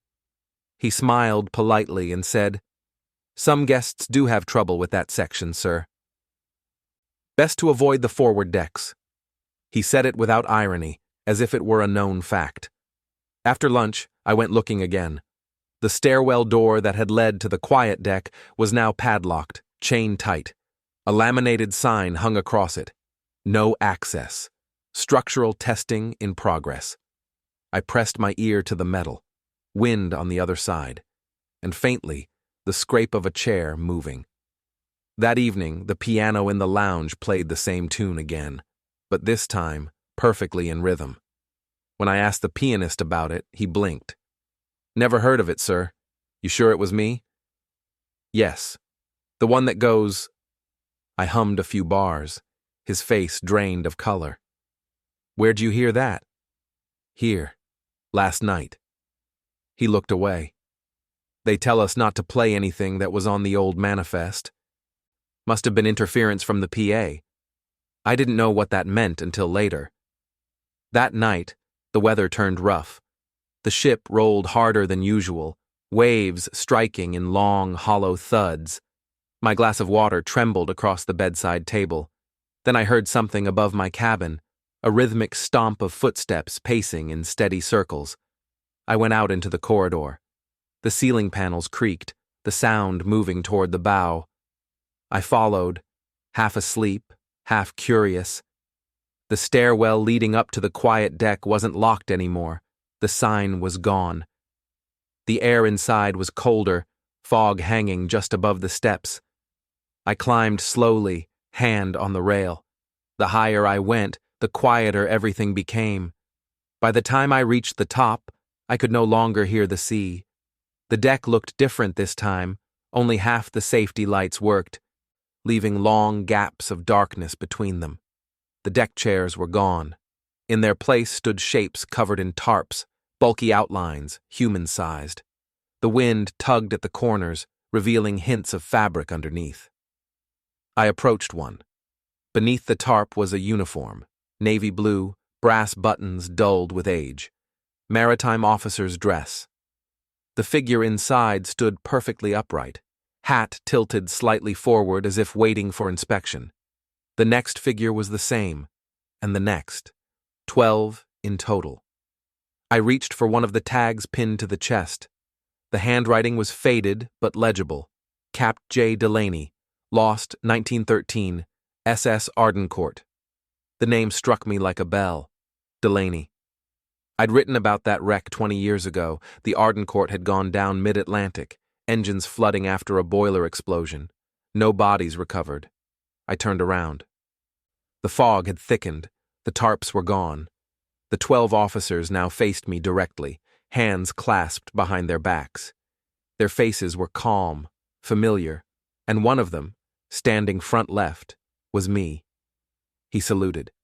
The others followed, silent and perfect. Then the ship rolled sharply, hard enough to knock me off my feet. When I looked up, the deck was empty again. Only the wind remained, humming that half-remembered tune. When I stumbled back to my cabin, there was a brass nameplate bolted to my door that hadn't been there before. Cap T. J. Delaney. I didn't tell anyone about the nameplate. What could I have said? That the ship had mistaken me for a dead captain from 1913? They'd have locked me in the infirmary and called it exhaustion. Maybe that would have been better. Instead, I pried the brass plate off the door and hid it under the bed. It was real, solid metal, cold even after an hour in my hands. The letters were carved deep, capped J. Delaney. That night I dreamed of the quiet deck again. Only this time, I wasn't walking it. I was watching it from somewhere below, through glass dark with water.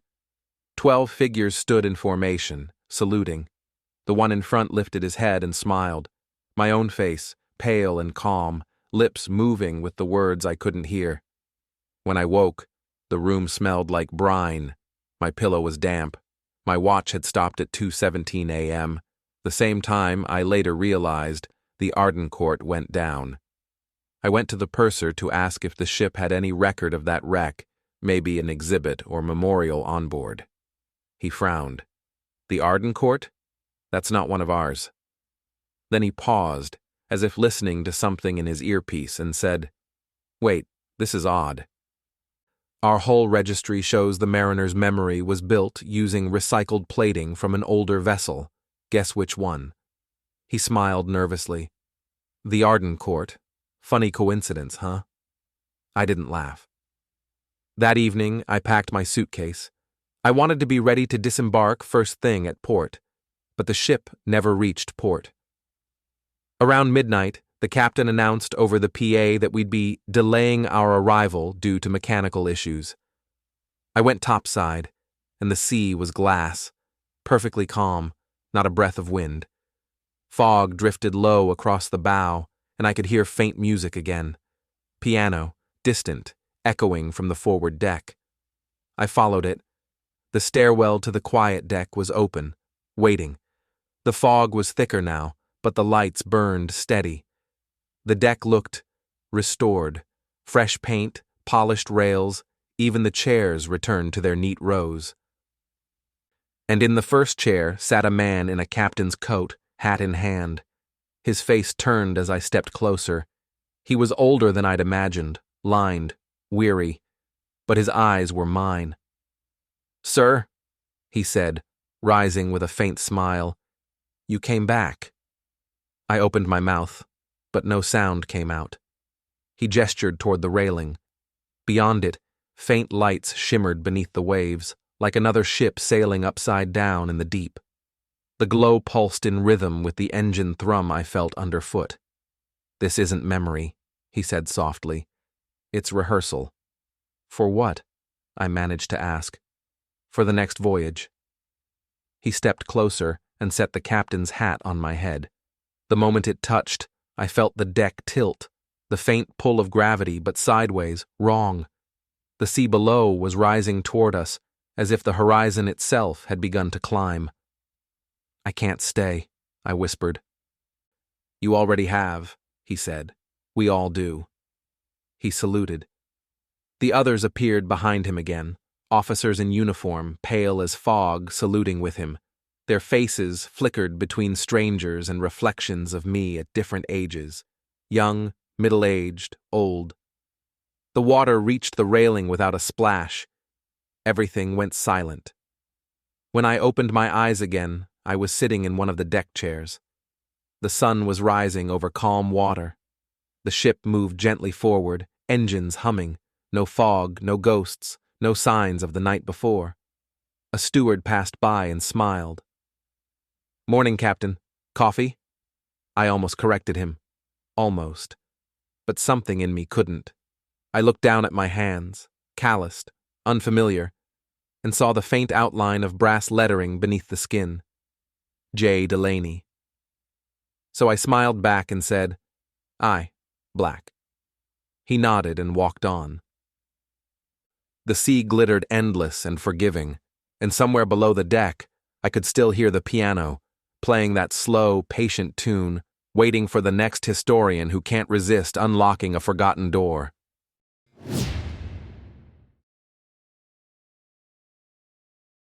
Every ship runs safety drills, even if the passengers don't take them seriously. The company calls them Charlies. Charlie 1 for fire, Charlie 2 for medical, Charlie 3 for abandoned ship. I was the night security officer aboard the Ocean Palisade, and my job was to monitor muster station attendants and make sure the crew followed procedure. The first time I noticed something wrong, it was during a routine drill on our second day out from port. I was in the control room, watching the CCTV feeds. Everything looked normal. Crew in bright vests guiding passengers to their stations, stewards handing out life jackets. Then I noticed one feed that didn't match the others. Station C. The crew count showed 12 personnel present. We only assigned 11. I zoomed in on the monitor. Sure enough, there was an extra person in uniform. Vest, clipboard, radio, everything correct. I couldn't see his face clearly, but he moved like he knew the protocol. Checked the rosters, directed passengers, even spoke into a radio. I thought maybe someone had come down from another deck to help. But when I radioed the deck chief, he said, "No, we've got 11. You seeing something else?" "Yeah," I said. "One extra." "Then your feed's lagging. Nobody's here who shouldn't be." After the drill, I pulled the logs. Every station confirmed attendance except C. The roster sheet showed 12 signatures. The 12th was a perfect match for mine. I don't remember signing it. The next morning, the captain asked for an internal review. We combed through the footage again. This time, the video cut out right before the moment I'd seen the extra man, just static for 8 seconds. "It's just glitch compression," the captain said. "Old cameras. Don't overthink it." I let it go, until the next drill. 3 nights later, Charlie 2, medical emergency scenario. Same process, same order. I stood at the monitor wall, pen tapping against the clipboard. Everything fine until I reached feed 27, station C again. The camera flickered once, then cleared. There he was, same uniform, same build. Standing a few paces behind the muster officer, clipboard in hand. He wasn't looking at the passengers this time. He was staring straight into the camera. I leaned forward, squinting. The image was grainy, but his face looked wrong. Not blurry, not distorted, just flat, like a photo scanned too many times. I radioed Station C immediately. "Who's on your crew right now?" The response came back. "Same as always, 11 total." "Why?" "Because I'm counting 12. A pause, then laughter. "You're seeing double, boss." Maybe I was, but when the feed switched to the next angle, he was gone. Just gone. I saved the clip to my personal drive, against regulation. When I watched it back that night, the timestamp had changed, set 2 minutes in the future. The next day, I couldn't stop thinking about that extra man. Same height as me. Same stance. The other crew joked about Security Charlie like he was a ghost mascot. But I started noticing small things. Radios chiming when mine was silent, calls logged under my ID that I never made, my name on shift reports I hadn't filed. I brushed it off as clerical noise until the night of the storm. We hit rough seas, winds strong enough to cancel the deck shows. I was in the control room again when the emergency beacon flickered red. Station C alarm active. Someone had triggered a real Charlie alert this time. I keyed my mic. "Station C, confirm your status." Nothing. The camera feed was static again, until it wasn't. Someone leaned into view, dripping wet, uniform plastered to his skin. He looked straight into the lens. My face stared back at me. He raised his radio to his mouth, smiled, and said in my voice, "Charlie 3, abandoned ship." The words froze me. Charlie 3, abandoned ship. It wasn't a drill code you triggered lightly. It meant fire, collision, or structural breach. Total evacuation protocol. The ship's alarm didn't sound right away. For 5 full seconds, the control room stayed silent except for the faint hiss of the monitors. Then, all at once, the PA system crackled to life. "Attention crew. Charlie 3. Repeat, Charlie 3. Proceed to muster stations." The voice was mine. Every screen lit up with motion. Passengers pouring into corridors, crew scrambling to stations. I hadn't touched the mic. The captain hadn't given an order. Whoever was in that feed had just activated a full-scale evacuation. I grabbed the radio. "Bridge, this is security. Confirm emergency status." No answer. Just wind noise and the hollow thud of waves against the hull. I switched to the intercom. "All decks, disregard alert. Repeat, disregard alert. False activation." But the ship wasn't listening. The emergency lights had already turned red, locking the corridors into evacuation mode. Magnetic doors sealed. Bulkheads closed in sequence. The palisade was following its own script. Feed 27, the Station C camera, flickered again. My double was still there, still smiling. Passengers filed around him in perfect order, calm, unhurried. He raised a hand and motioned them toward the lifeboats like he'd been doing this his whole life. I leaned closer. Behind him, through the glass, I could see the sea churning, waves breaking against something massive and dark. Another ship, maybe? No. The reflection showed us. The same deck, the same lifeboats, the same people moving in reverse, stepping back aboard even as the others climbed out. The ship's PA boomed again. "All security personnel to muster station C." It was my voice again, colder, monotone. I ran. The corridors pulsed with red light and muffled announcements. The air smelled faintly of ozone and diesel. When I reached Deck 6, the passage ahead was full of crew-herding passengers. Only they didn't seem to hear me. I shouted for them to stop, but none looked up. At Station C, the door was already open.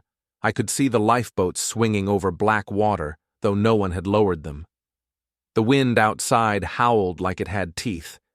He stood at the far end of the platform, my double. Same uniform, same posture. His radio crackled softly as he spoke into it. Muster complete, awaiting confirmation from control. I drew my own radio. Who are you? He turned. His face was perfect, down to the scar under my chin from shaving too fast. But his eyes looked hollow, glassy, like reflection instead of flesh. I'm finishing the drill, he said. You always leave early. What drill? This isn't on the schedule. He smiled faintly. It is now. Behind him, one of the lifeboats began to lower. Its winch turned slowly, steady, though the controls were untouched. The passengers inside didn't scream or move. They just sat, heads bowed, as the boat slipped over the edge into darkness. I lunged for the control panel and hit the override. The motor stopped halfway down. The lifeboat hung there, swaying. My double tilted his head. You always hesitate at this part. I backed away. You're not real. He shrugged. Neither are drills until they happen. He stepped toward me, water pooling beneath his boots. Every monitor around the station flickered, showing his image multiplied. 10, 20, all stepping in unison. Their radios hissed with overlapping voices, each one mine. Charlie 3, abandon ship. Charlie 3, abandon ship. The words layered together until they sounded like machinery. I turned and ran. The door slammed shut behind me, sealing on its own. Through the small window, I saw him raise the radio one last time and speak softly, almost kindly. Don't be late for the next drill. Then he stepped back into the lifeboat. The instant his feet touched it, the ship's alarms stopped. Lights flickered white. The passengers vanished. The deck was empty again. When I looked down at my radio, the display read, Unit Linked, Station C, and my own voice whispered from the speaker, Ready for round 2? After that night, everything felt slightly out of sync. The alarm stopped, the ship returned to normal operations, and the captain logged the incident as false activation caused by network echo. They blamed a systems loop in the new emergency software. Apparently, it sometimes replayed archived commands. That explanation would have made sense, except the archived voice in the logs wasn't a recording. It was mine. Time-stamped 5 minutes after I'd left the control room. I barely slept. I kept hearing faint announcements in the distance when the ship was quiet, someone practicing drill commands, calling for muster stations that didn't exist. When I checked the PA logs in the morning, those announcements were nowhere in the record. I told myself I'd imagined it. Stress, caffeine, too many graveyard shifts. But the unease didn't fade. It grew. A week later, the Palisade held another mandatory safety exercise. Daytime this time, bright sun, full visibility. The captain insisted I supervise from the bridge instead of the control room. Fine by me. I wanted to see everything in person. At exactly 1400 hours, the alarm sounded. 3 short, 1 long. Passengers filed calmly to muster points. Crew radioed check-ins. Perfect drill. The captain nodded, satisfied. Then a second voice came over the intercom. Attention crew, Charlie 3 confirmed. Commence evacuation. Everyone on the bridge froze. That wasn't the captain. Wasn't anyone on the bridge. The sound quality was different. Too flat, too direct, as if broadcast from somewhere deep inside the ship. I grabbed the nearest radio. Control, who authorized that command? Static. Then my voice again, distorted but clear. Bridge override received. Continue procedure. I felt every eye in the room turn toward me. "That's not me," I said quickly. "I'm right here." But the order had already propagated through the system. The ship's automated response kicked in, doors sealing, lifeboat releases primed. The captain barked for manual override, but the computer ignored him. The ship had entered full evacuation mode. He sent me and a deck engineer to check Station C since that was where the first false alarm originated. We reached it within minutes. The deck was empty, no passengers, no crew. The air was thick, humid, faintly metallic. The lifeboats swung in their cradles, gently rocking through the sea was flat calm. The door to the operations booth was ajar. Inside, the monitors were on, showing the muster area from multiple angles. On every screen stood a single figure in a reflective vest. Mine. He faced the camera, holding a clipboard. The engineer beside me muttered, "That's you." I stepped closer, pulse hammering. "It can't be. This is live feed." I touched the control panel to refresh the image. The figure moved, perfectly in sync with my hand. When I dropped the clipboard, he did too, except his fell upward. I stared, frozen. On the monitor, the world behind him wasn't the palisade. It was darker, flooded with gray light, bulkheads dented and rusted. The people behind him, more crew, more passengers, stood motionless, water up to their knees. The engineer whispered, "Is this another ship?" Before I could answer, the radio hissed to life. My voice again. Calm. "Station C, confirm readiness for next cycle." Then another, mine again, overlapping, faintly distorted. "Cycle complete. Resetting drill." The screen flashed white and the figure vanished. The monitors all went black. The engineer ran. I didn't blame him. I tried the door, but it had sealed itself. The PA overhead clicked. Charlie 3 concluded. All stations clear. My voice. When the door finally opened, the deck was empty again. No crew, no sound, just the endless shimmer of sea under bright sun. Back on the bridge, everyone acted like nothing unusual had happened. The captain thanked me for a smooth drill. But when I checked the muster logs later, something caught my eye. At the bottom of the Station C attendance sheet was a 12th signature, mine, neat and identical, time-stamped 5 minutes into the future. I deleted it, or I tried to. The file wouldn't let me save. Now every few nights, the PA hums by itself. A single word plays through the corridors before fading. Charlie. Sometimes, when I walk past the emergency display panel, I see my reflection in the glass wearing the orange vest again. Clipboard in hand, waiting. The next drill's already scheduled. They've put my name on the roster twice, one for Security Officer Daniel Reyes, and one for Charlie. That's all for this episode, but the nightmares don't end here. Subscribe for daily horror stories, leave a like if you want more, and let me know in the comments where in the world you're watching from. I'll see you in the next episode. Thank you.